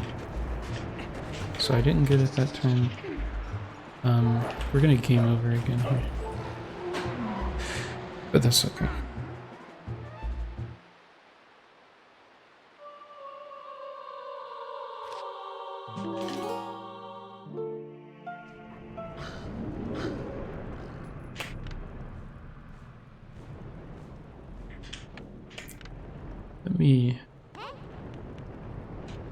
That seems okay.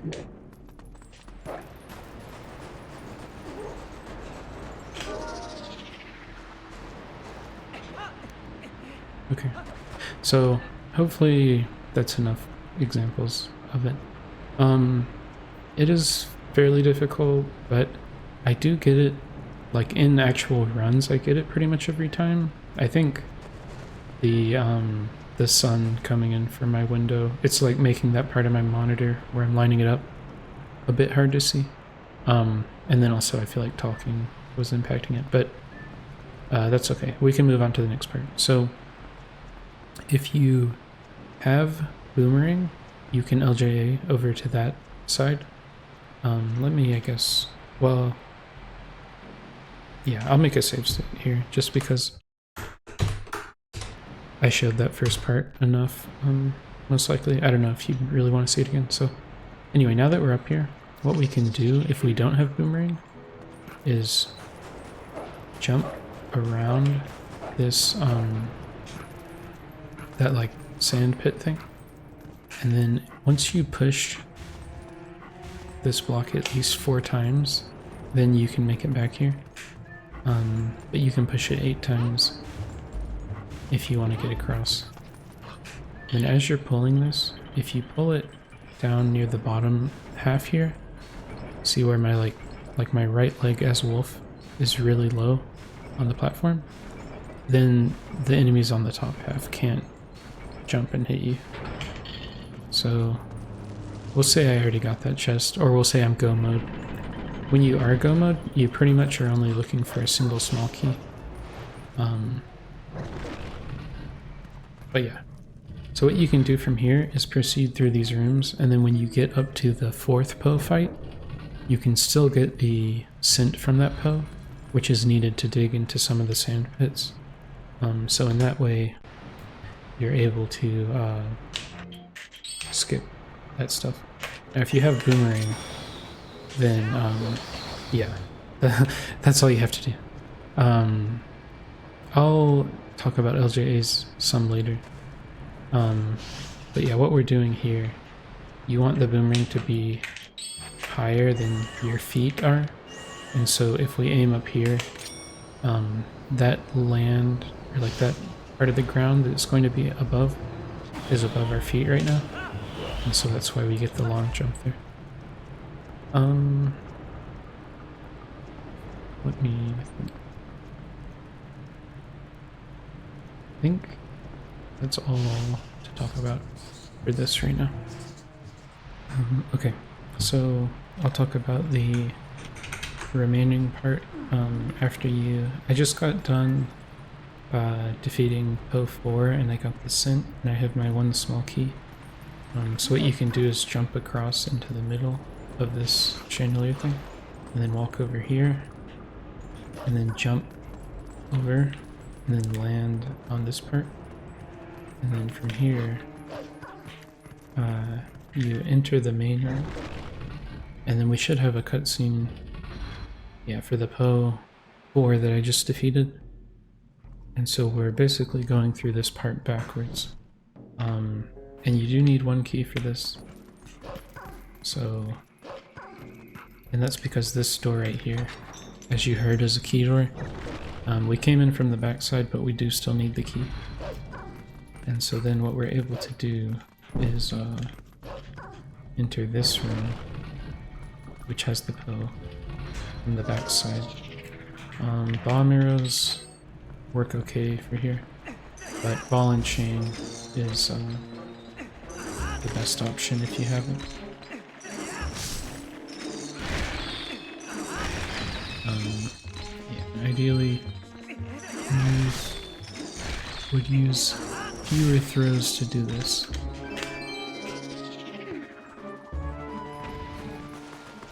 Basically, once you do that, you can get this Poe here.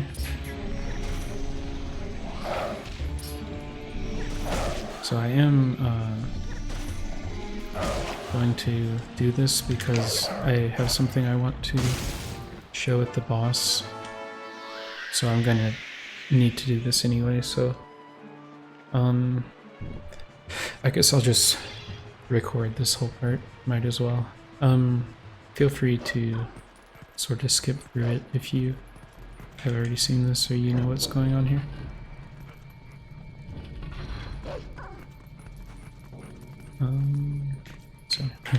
was like trying to wonder if I needed to worry about the rats, but anyway, I didn't. So now we'll get the cutscene here. So that was Po 3 maybe? Yeah. So we can drop down here, and since we got the Po scent from Po number 4, we're able to dig there.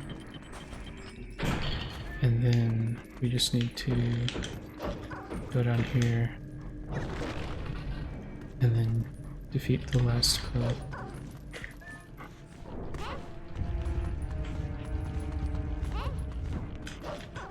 So for this guy, if you have ball and chain, then that's really convenient.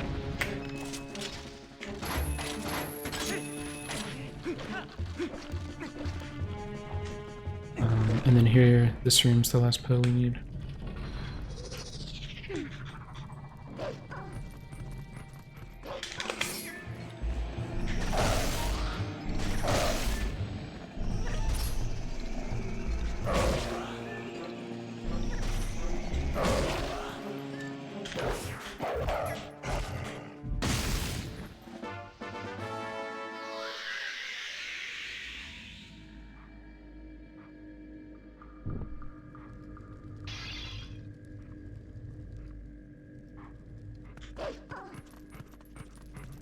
Okay, so now that we have all the Po's, we just need to head back into the central room.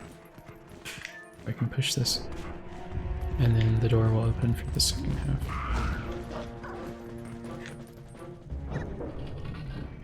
And so you can see this way, we were able to skip the first Po here.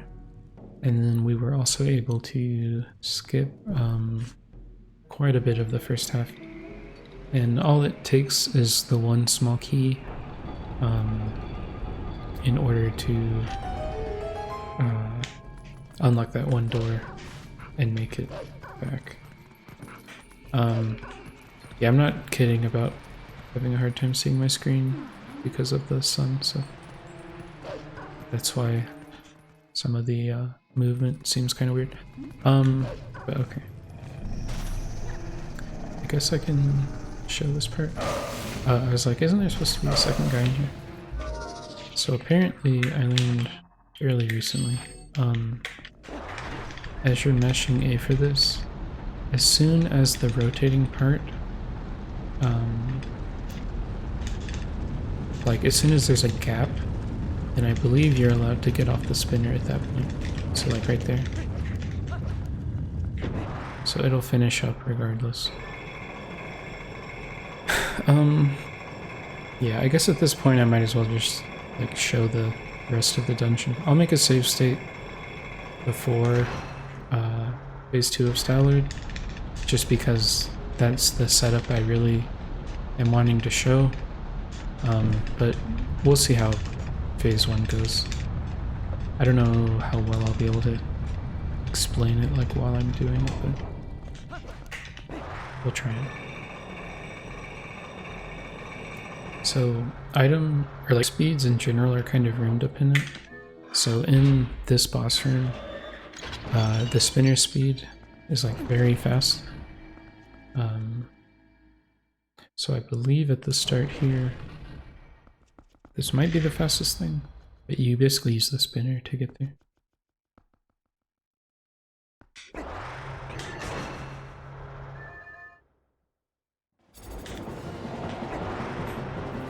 And then my sort of rule of thumb for the first phase is basically just jump out as quick as possible and hope things work out.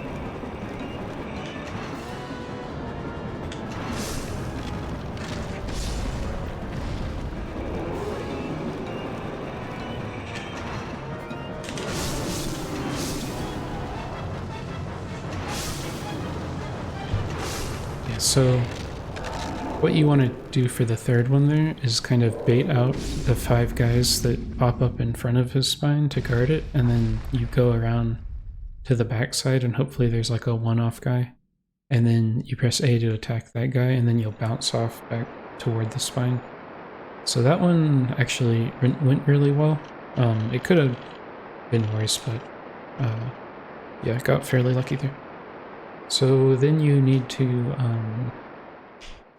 do the spin in this thing. And then I will pause and make a save state during this cutscene. I think maybe like right around when the head starts kind of flirting at me menacingly. And then I can talk about what I personally do for this. So it is, let's see. Okay, I'll pause here and make a save state.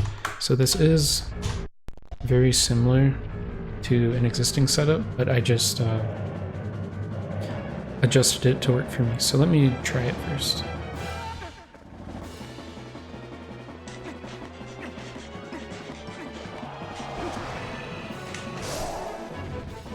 Okay. Yeah. So it is pretty consistent. So what I'm doing at the very beginning is I hold up on the stick so that you're basically buffering this movement. And then if you watch Link's left foot, 1, 2. So basically when it steps the second time, that's when I start rolling. And I do 4 rolls, and I'm trying to stay close to the wall, but without actually bumping into it. So if you watch his left foot, wait for the second step, and then roll 2, 3, 4, right? And then if you listen to the music, I'm using an audio cue for when to get on the spinner. So there's like these high pitch hits. So yeah, if we just listen to the music here, 1, 2, 3, 4, 1, 2. So you hear those high pitch parts. We'll do it one more time. I'll make the save state a little closer this time. Also, I think the what's the word? Okay, we'll just do a save state here.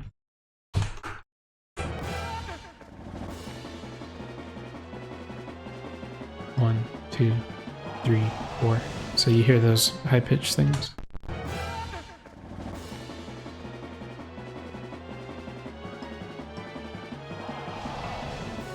We'll hear it one more time. I'll pause right after the third one. So that was the third one in the music, the high-pitched hit. So timing, you want to synchronize with the third one of those. So when that third one's playing, that's when you get on the spinner. So we'll try to do the whole thing again this time, or like all together.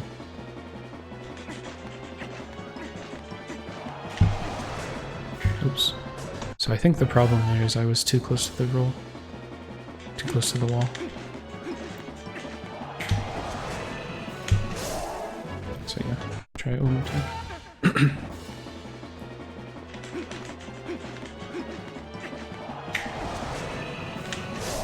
And then you are pressing A. Like if you have everything as perfect as possible, it is possible to like get on the wall and then not have to do anything. However, if you like after you get on the wall, if you press A to jump off at him, then you're able to be slightly less precise with your timing. But anyway, okay, we'll do it until I get one more successful one.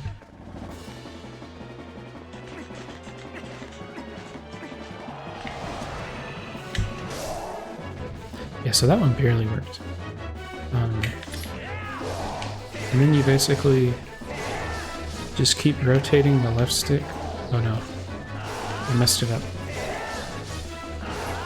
Yeah, my problem there was that I think my left, like I let go of the left trigger. I didn't really like the timing on that one either. But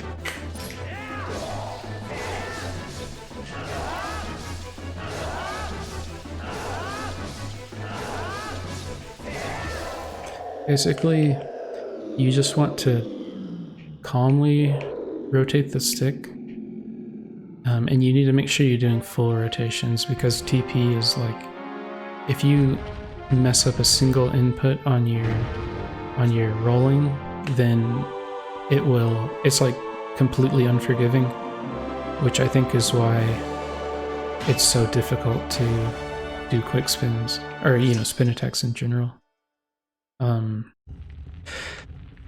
But okay, yeah, that was a lot longer than I was expecting. Thankfully, that should be everything for AG for now, so we'll talk about something else. Okay, now we'll talk about what's probably one of the most important tricks that you absolutely must learn. So this is skipping defeating this Freezer up there, which means you skip having to shoot the cannonball out of the cannon in the middle of the second floor of the courtyard, which means you don't have to worry about moving the cannonball all the way through a bunch of different rooms to get there. Technically it skips a bomb bag requirement as well. Yeah, and it just saves a ton of time. So basically, this ladder, the enemy doesn't start attacking, and then he starts attacking. So this attack lasts forever, and that attack is based off the fact that you're holding the ladder. So for example, I'm using Moon Jump there, but notice how the attack ended. I don't know if this will work, I'm just not trying this. But anyway, see how the attack ended? And there's a window. Basically the important thing is that it's whether or not you're on the ladder, I believe, is what is important for that. So here, I like went up a certain distance, but I'm not on the ladder. And so that's why he does the short attack. However, if I go up that distance, and I am on the ladder, then it's basically the infinite attack, and there's no way past this. In fact, what happens? Okay, yeah, you just get knocked down. Alright.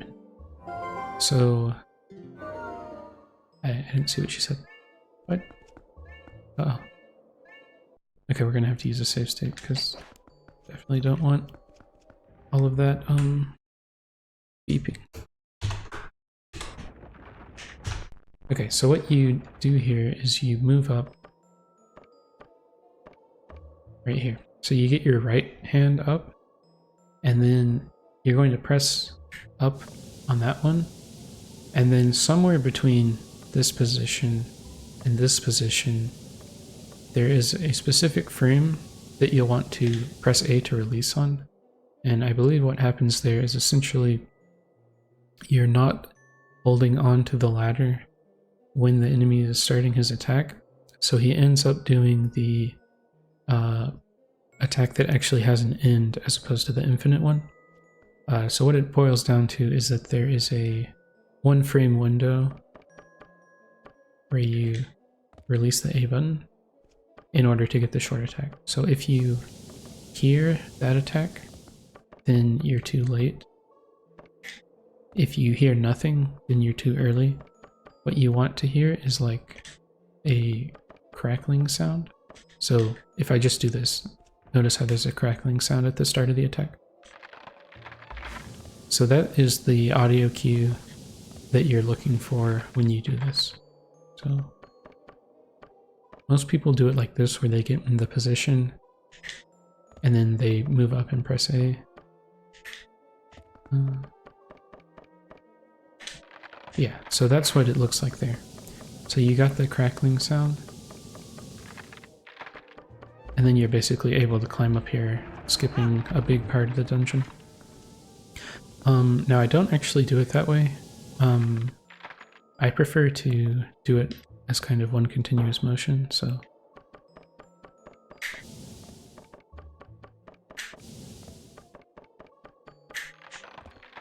like that, where I'm able to retry repeatedly. So if you do want to try that way, I'm basically listening for 7 kind of sounds of climbing the ladder. Well, okay, got it that time. But yeah, so it's like,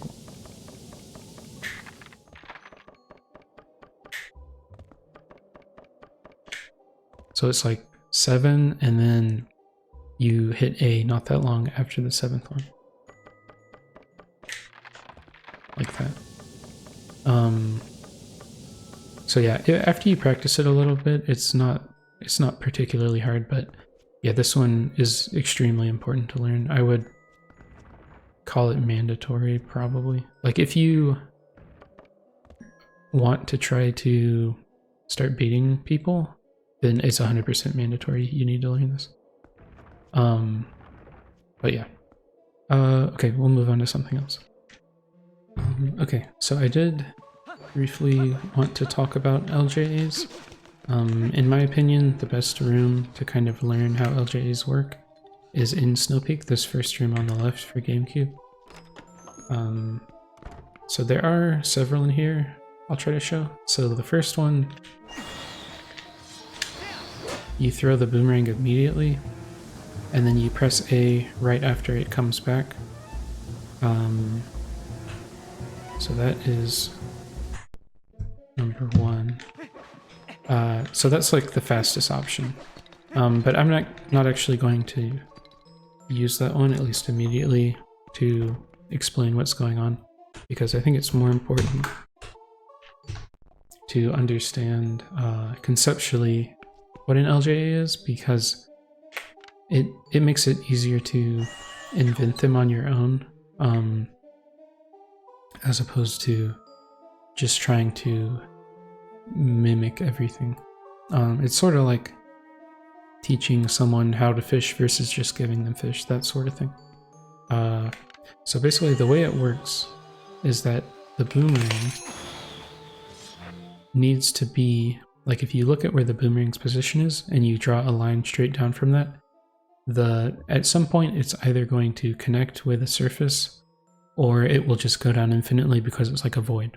And so what you're looking for is for the line that goes down from the boomerang, it needs to hit like land or a surface or whatever that is at a higher Y position, so it's higher up than the land you're currently standing up. So you can basically compare it to where Link's feet are standing. So in this case, what I'm aiming at over there is above this like shelf thing. And so when the boomerang is above that shelf, if I do the attack then it will work out. So how do we actually perform one of these? After you throw it, you will kind of mash B until he starts pulling the sword out. So like if I just do this and then I just tap B once, nothing happened. So you can like wait until it's long enough, wait long enough and then press B once, but my preferred method is you kind of mash B and then you stop mashing B after he starts drawing the sword. Because there are some where you like need to get them out as fast as possible, and yeah, that's just how I prefer going about that. Now in terms of what do you do once you actually draw the sword, all you have to do is press the A button because Link is already locked onto the boomerang. So I'm pressing B and then I just press it once. Some common mistakes here: if you like hold forward on the stick as you're pressing A, or kind of before, then you will you'll not get it. So it's important that the only thing you press is A. Another common mistake is pressing L, because you might think, well, I want to do a jump attack, and normally you do a jump attack by holding L and pressing A.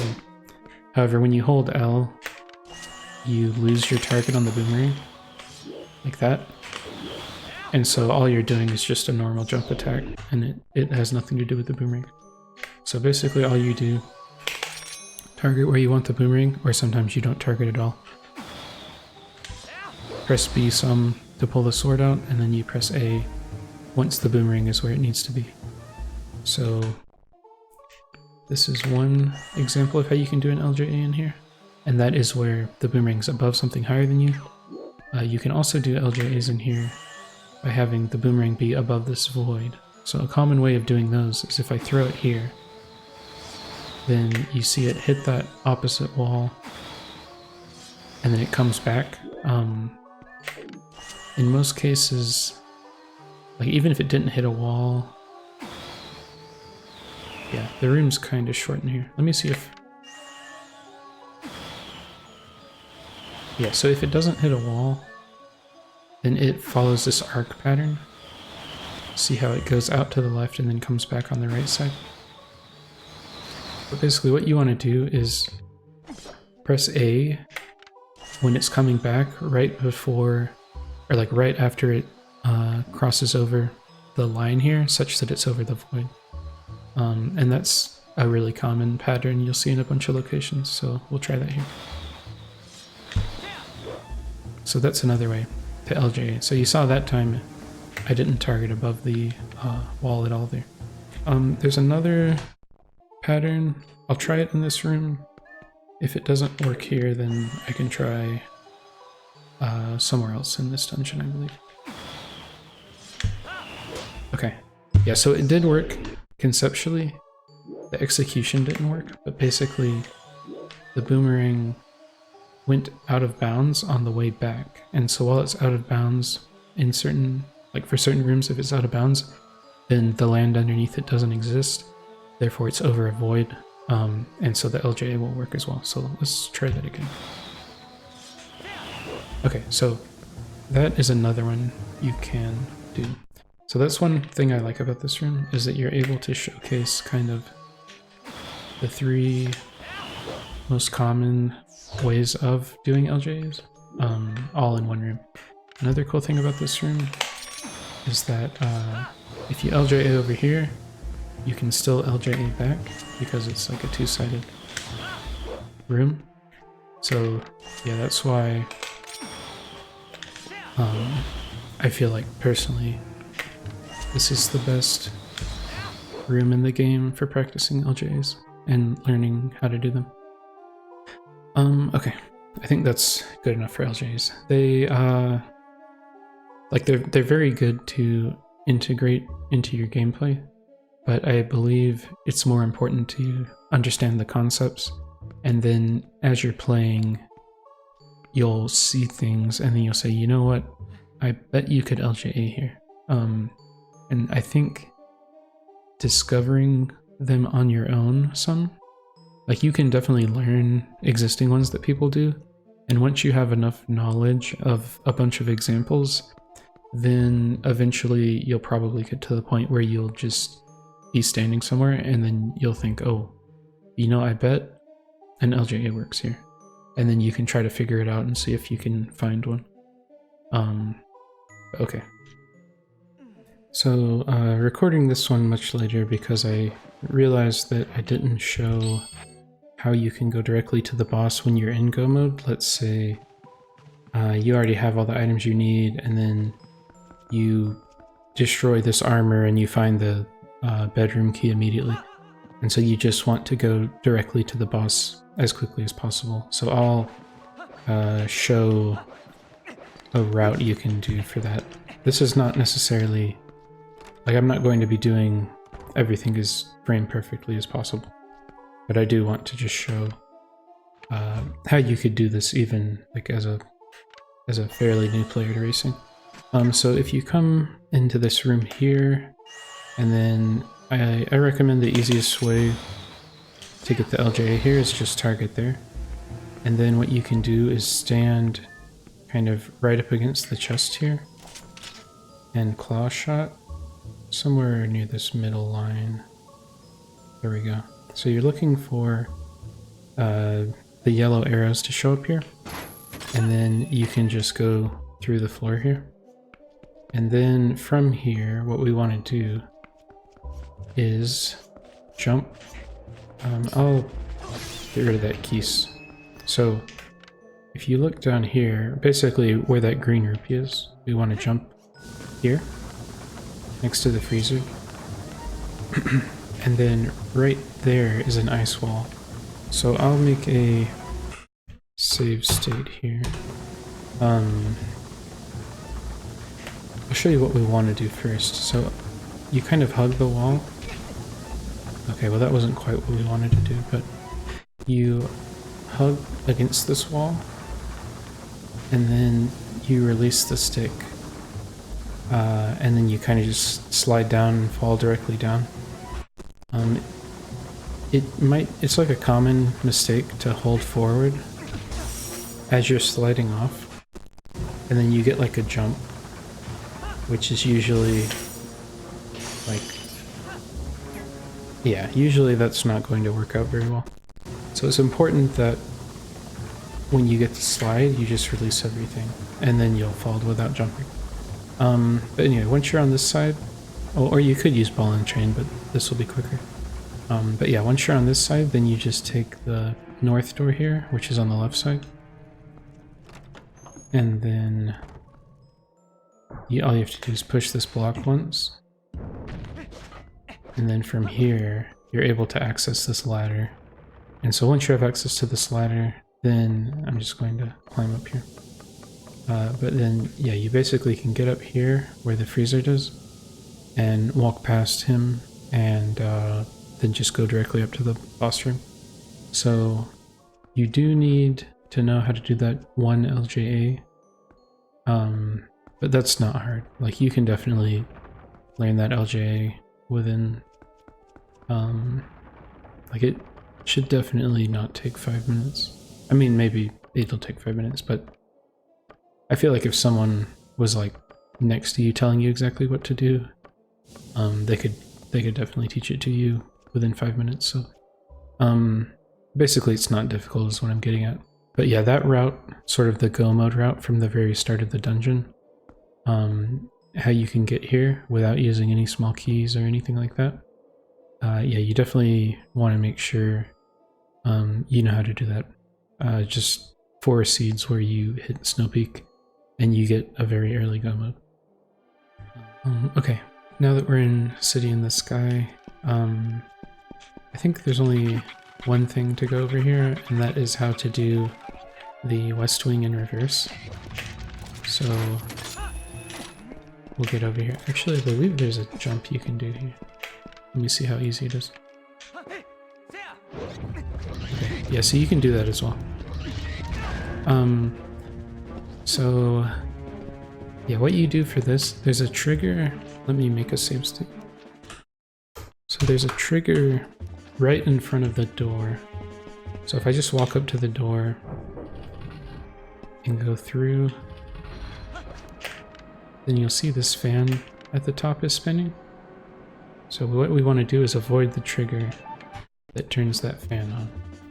And the way we can do that is by turning into Wolf and then approaching the door and opening the door from as far away as possible. So I'm basically inching up toward the door, and I'm looking at the bottom of the screen for the open with the A button to appear.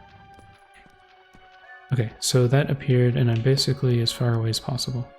So now I just press A to open. And you can see that the fan is not turned on. And so what that allows us to do, let's say you go over here, read the hint sign or something. Then you can use Claw Shot to get up here, and I kind of walk over here. And you are basically able to get up here and start doing these checks.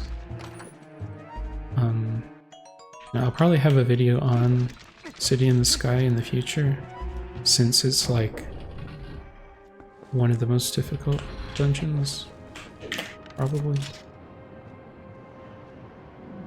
I want to see if I can get this.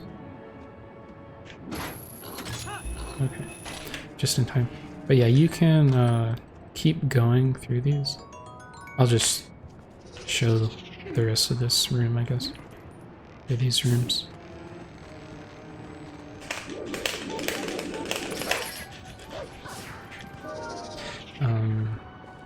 And then there's an LJA you can do here, which I can show.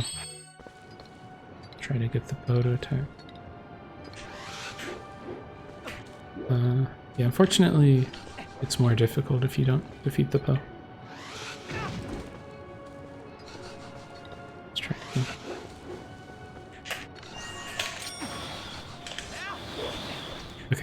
But yeah, you're able to get across here, and you can get across here without doing the LJA as well. But yeah, then you can do this check.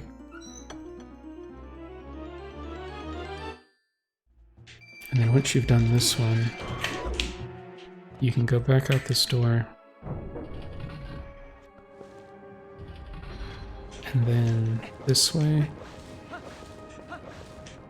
Which I guess at this point, I might as well just show the rest of it, because there's honestly not that much left, so... Because I did have a portion in Arbiters where I was there for like a super long time, so... What's another one? So anyway, you head in here, and then I'll attempt to make this room not take 10 years. We'll see how it goes.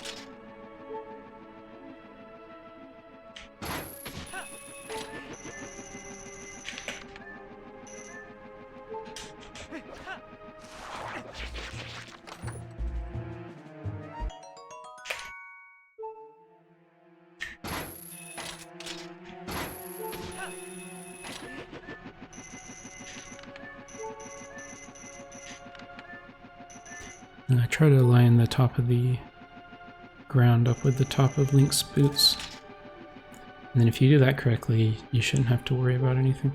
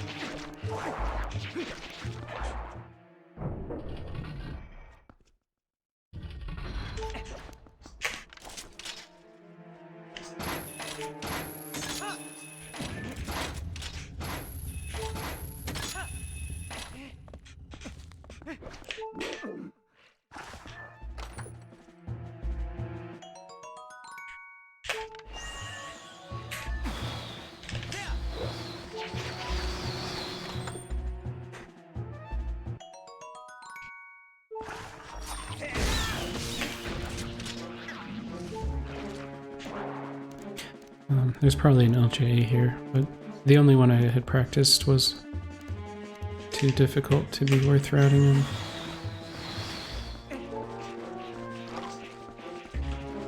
At least so far.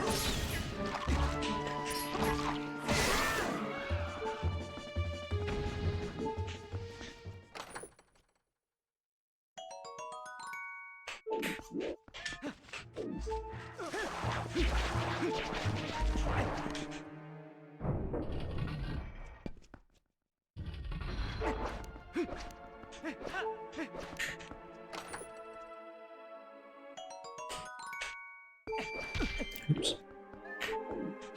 Could have been bad.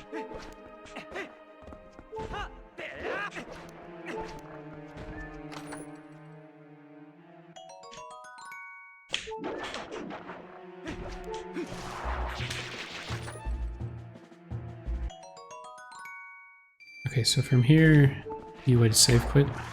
On the, like this chest on the west side here, the only way to get that is by doing the west wing forwards. However, if you save quit, you can come back and get it and then just turn around and go back to the main room. And I showed this with Boomerang but you definitely don't need it with Boomerang. And especially for new players, going through the West Wing backwards is my recommendation because I feel like the rooms are significantly easier in reverse and also less punishing. But anyway, that's how you can do the West Wing backwards there.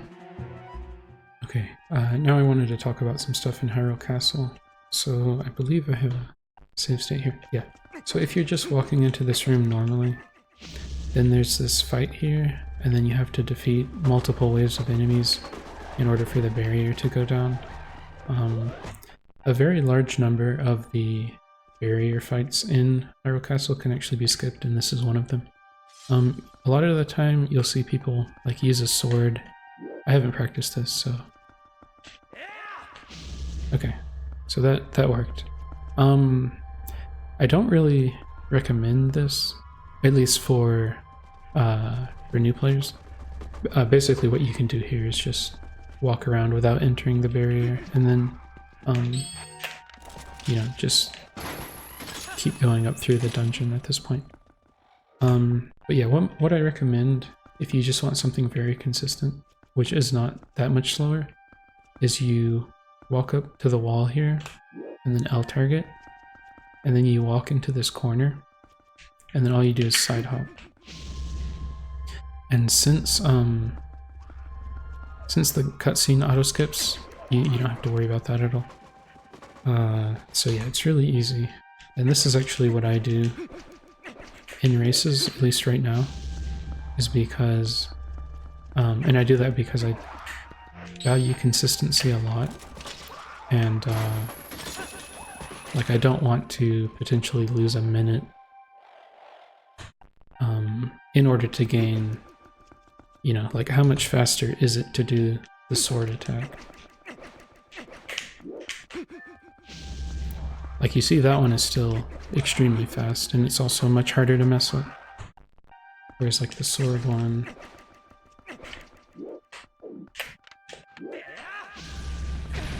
Okay, well, I mean, the sword one's not as bad as I'm making it look. I've never practiced it, but my point is, like, it's very hard to mess the side hop one up. So I would recommend just doing that, and then, you know, once you cut off 2 hours of other stuff, or like, you know, there's basically things that are way more worth trying to optimize than it is to risk a minute in order to save like a second or something. That's my opinion on it anyway. I remember this video is geared toward people who are don't know most of the stuff I'm talking about already.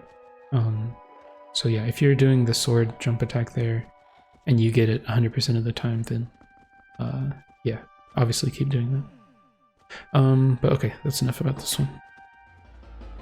Okay, so I wanted to show something with these Dynalfos here. The music is going to be a little weird because I used Moon Jump to skip the Darknut fight. But anyway, I think... So there's these two guys and they don't see you yet. Ideally, you shoot one, and then you shoot the other one. Okay, I missed it because I'm not very consistent with this. And that's kind of the point of what I'm showing here. Let me see if I can actually get it. Okay, so that's the ideal scenario, I believe, is that you shoot both of them. However, that's kind of easy to mess up. Here's another option here.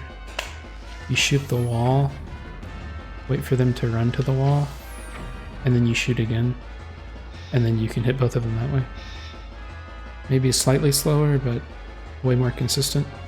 And then I want to show this one. Yeah, I want to show if you like mess up or whatever, and then this guy notices you. You can do this not just in Hyrule Castle, but for any of these guys. Basically what you do is you hold out bomb arrow, and then when he attacks you,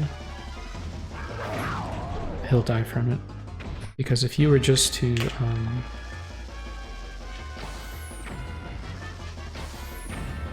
Oh, I got the one guy. So yeah, if you were just to shoot him like that, he'll block it. But if it's in the middle of his attack like that, then he won't be able to block it. Additionally, let's say you don't have bomb arrows or whatever, then it's like, what do? He just blocks everything. I don't know if you can do the...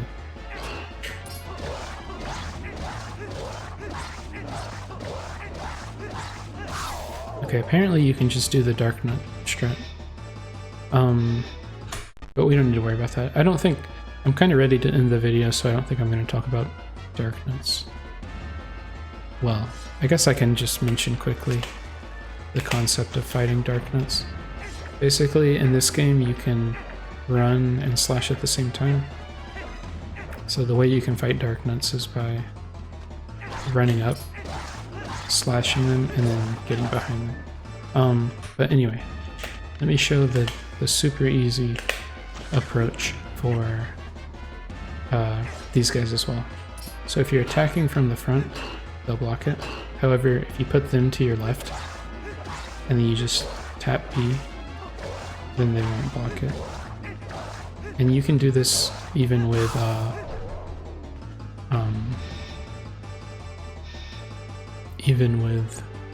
wooden sword or ordnance sword, it doesn't matter. I guess I will show the Darknut stuff and not be lazy about it. I'll just have that all. I'm not going to edit this part out properly. We'll just show going up to the Darknut, and it's fine. So I'll be able to show the side up thing here as well.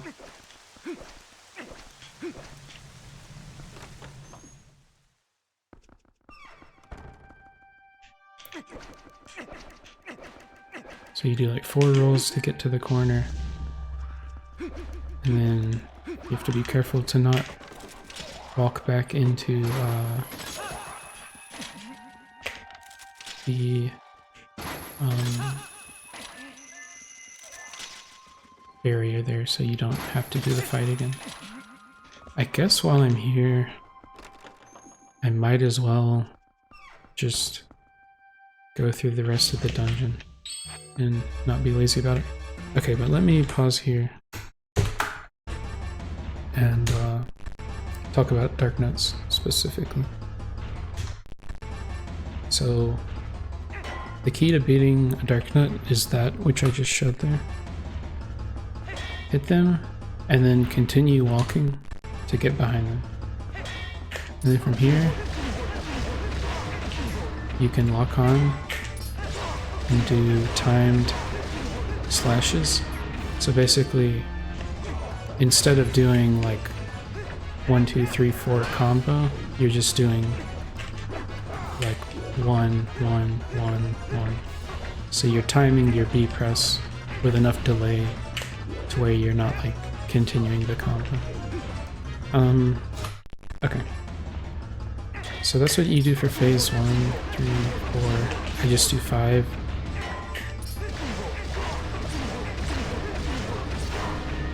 Okay, and then for phase 2, I'm going to pause here, make another save state.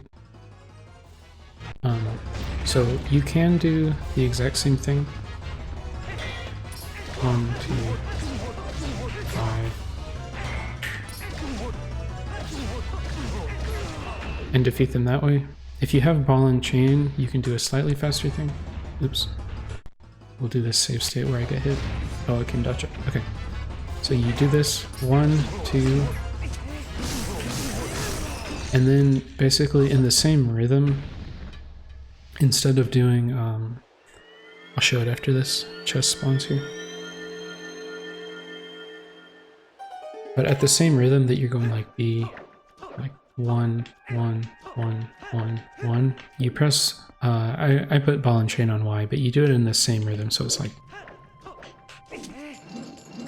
because if you do like 1, 1, or well, I'll do it locked on, so you do 1, 1, and then I just like immediately, I'm sorry, I immediately tap Y, then it is possible to do it too early. Let me try to do it too early. So there I did it too early, like 1. And then if I... And you can kind of notice the color of the items in the top right. See how they fade? So if I press Y while the ball and chain is still faded, then it'll be too early and it won't come out. So you have to wait enough. And it's pretty easy if you just do everything at the same rate there. And you want to do 2 slashes here. I throw it on the 3rd hit just because it seems like it hits more often. But it is very important when you're, like the hits you do before the ball and chain, that you do 2 slashes. Because for whatever reason, doing 2 makes it work. And if you only do 1 slash, then it might work, but I would expect it to not work. Okay. So then for the lantern puzzle, I just remember right is right, and I start on the right. And, yep. There's another way to do this one, which I guess is quicker. Oh, whoops. I was like, what's going on? It's because I already did this door and I saved back to the start of the dungeon. In fact, these enemies are... Yeah, they're already gone because I just did a save quit. I guess that works out. Since that stuff's already been shown. I don't have Mortal Draw or Fairy's Tears or whatever. But anyway, okay. So I can talk about how I do this room now. So let me try to get it first.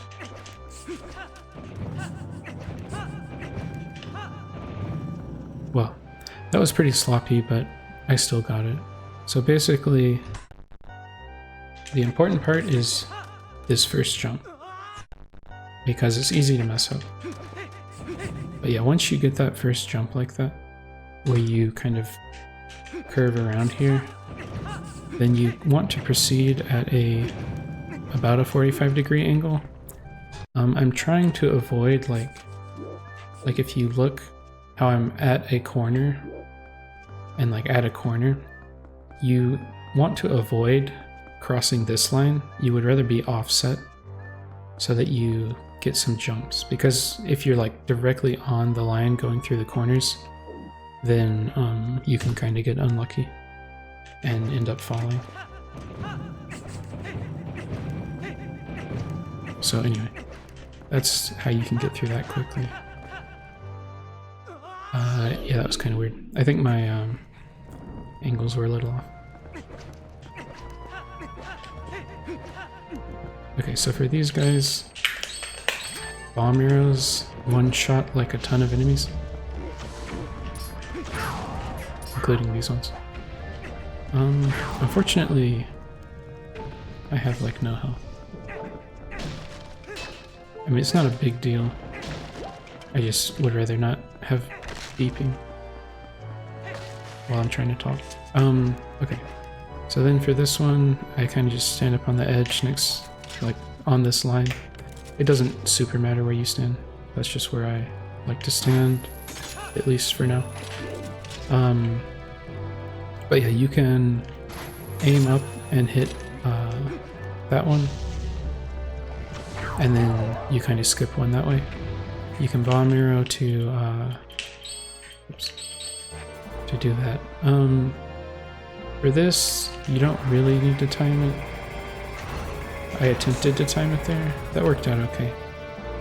It's more like you just go for it, and then if you fall, so be it. At least that's kind of my opinion. So there is another Darknut fight here, so I can try to show the same sort of thing.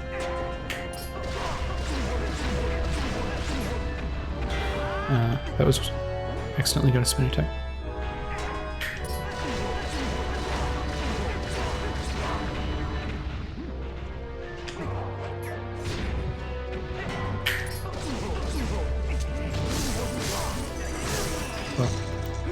Yeah, that was a bit scuffed, but it worked out. At least we got some hearts. Okay.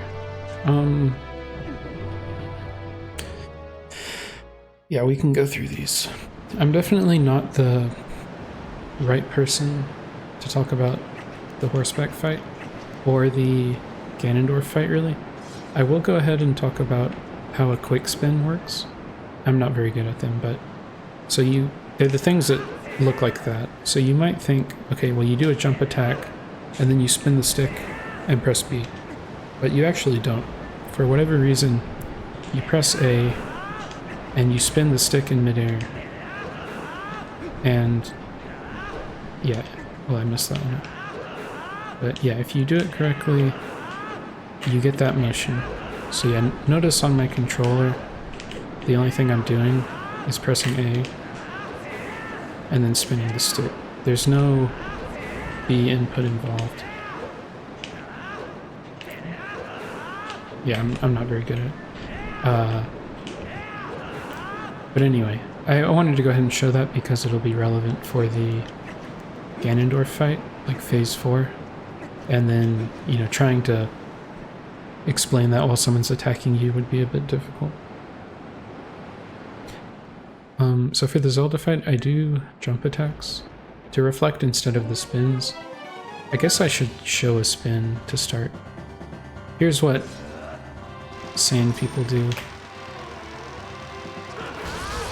Basically all you do is stand underneath her, and then when she throws the ball, you release that way, and you skip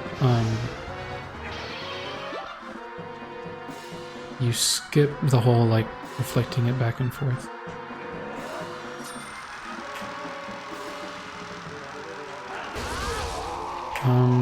So then I will show, or attempt to show on the last one what I do. This fight, after you've done it a bunch, is pretty boring. Or it can be. So yeah, I prefer to do jump attacks just because they're a little more difficult.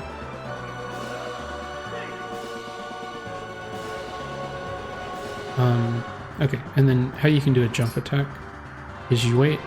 The timing is based on her raising her arm up, like to where it's up next to the side of her face, basically. Oh, let me pause here because this next one is important for the start of the fight. Okay, so this is phase 2. So the fight starts out really quickly, and you might do that.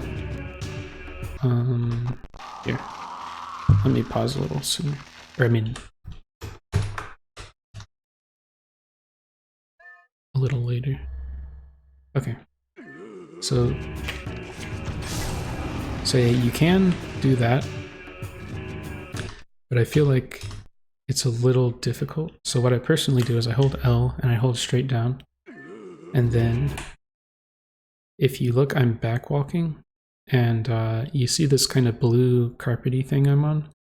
So as I back walk, based on how things are aligned, I'm moving slightly to the right. See how I'm like moving, and now I'm all the way on the right side, and like now I'm not even on the blue part anymore. So basically I'm holding L and down, and I know I have bow on X because I always put bow on X. And so what I do is kind of right before I get to the center line of the blue carpet, so like maybe here or there or whatever, all I do is tap that X button, and that way it should hit him every single time. And then also, since I'm backing up as I'm doing that, you have more time to react. So let me see if I can get it here. Oh, oops. That was kind of scuffed, because I think I'd let go. Okay. So, yeah, I'll show one more. But basically, you're far enough back to where you have a ton of time to react. Yeah. Well, I didn't... Anyway, I do want to talk about how an attack pattern you can use. This attack pattern is kind of, I don't recommend it for new players, but I'll go ahead and show it. Well, I'll do it and then try to not mess it up and then explain it.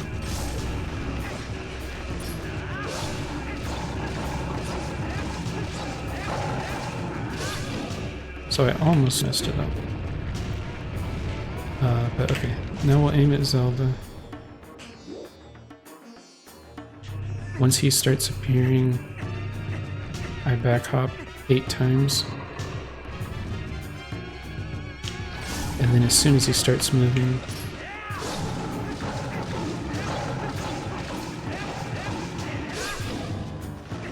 yeah, so both of those were a bit scuffed. I'll explain it after the fight ends here. So if I did that correctly,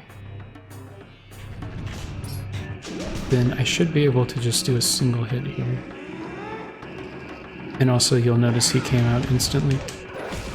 So that's how you can do it if you don't have like Moral Draw or whatever. Basically what you do is 1 jump attack and then you do 4 like single slashes and then you do a 4-hit combo. In that case I kind of pressed B too fast, so I did like 2 singles and a double and a 4-hit combo in both of the cases. It doesn't matter. Both ways work, but it is a bit difficult to do consistently. So I don't super recommend it until, like, it's definitely not a priority compared to other things. And then the way I think about it personally to not mess it up as much is instead of thinking like 4 hits, like 4 singles and then a 4-hit combo, I think about getting out 5 clean single hits and then I just mash after I've done that. Because then you get like your 5 first hits and then after you mash that completes the combo. So, okay. We can unpause here. Next is the horseback fight, which I'm not the person to go to for that. I mainly want to attempt to show how to do the last phase, so we'll go through this.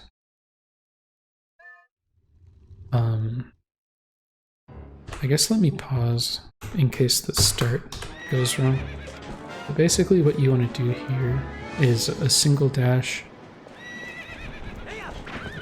to try to get near him where he attacks you, and then you kind of hold to the right.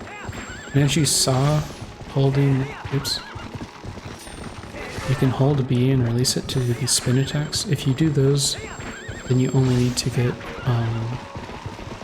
3 hits in. And also if he summons like the phantom things, then the spin attack can also cut through those. So yeah, that fight randomly went well.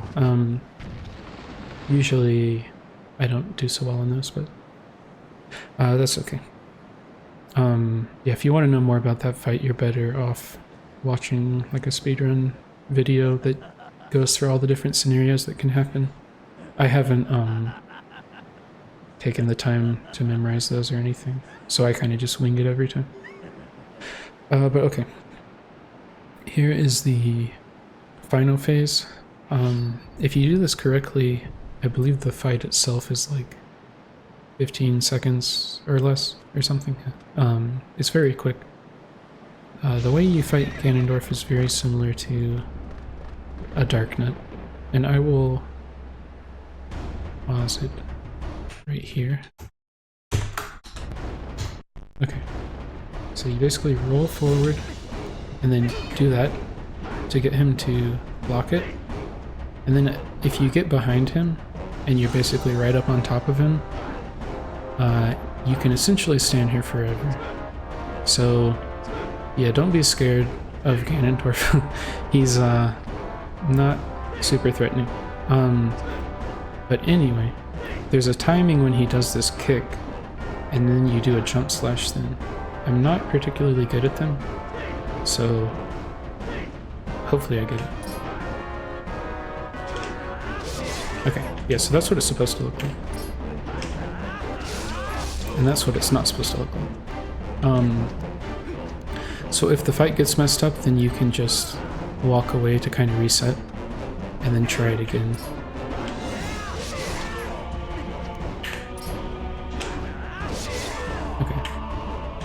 and then there's a slight delay. See how I pressed A too early? Oh, actually, I know what the issue is. It's because I don't have the hidden skill, because I'm using a, like a hacked... this is like not a legitimate playthrough because I was just, you know, started a file to show stuff, so I don't actually have ending blow. So that's what happens when you don't have ending blow. I guess let me try to get one more of these. Just to see if I can knock him down again. I'm curious how this works. Yeah, so I guess you can knock him down again. But anyway. Yeah, I'll have to end it there because, don't actually have a hidden skill. I could, use the RAM editor to give it to myself, but I'd have to look up... Well... Hold up.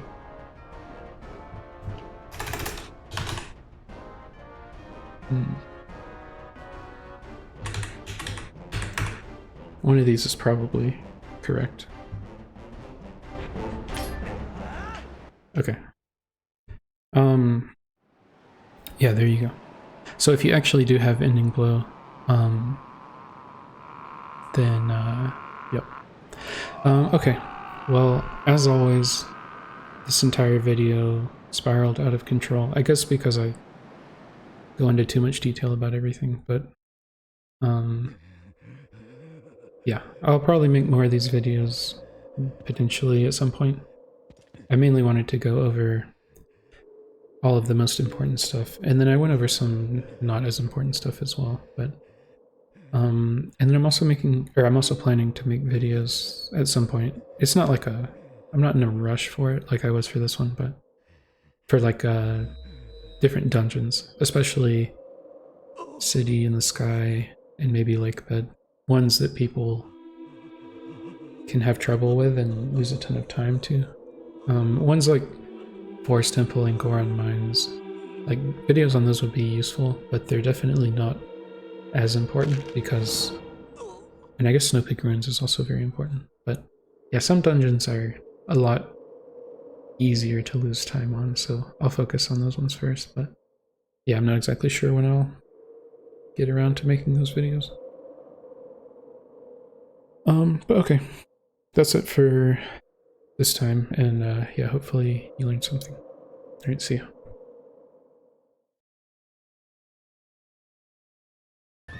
On the lower side here. So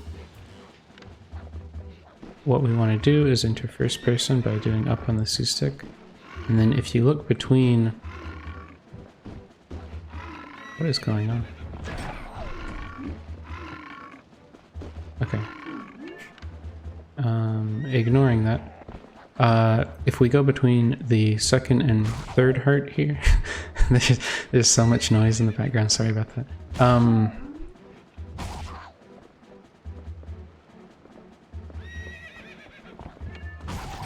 What the hell is happening? What?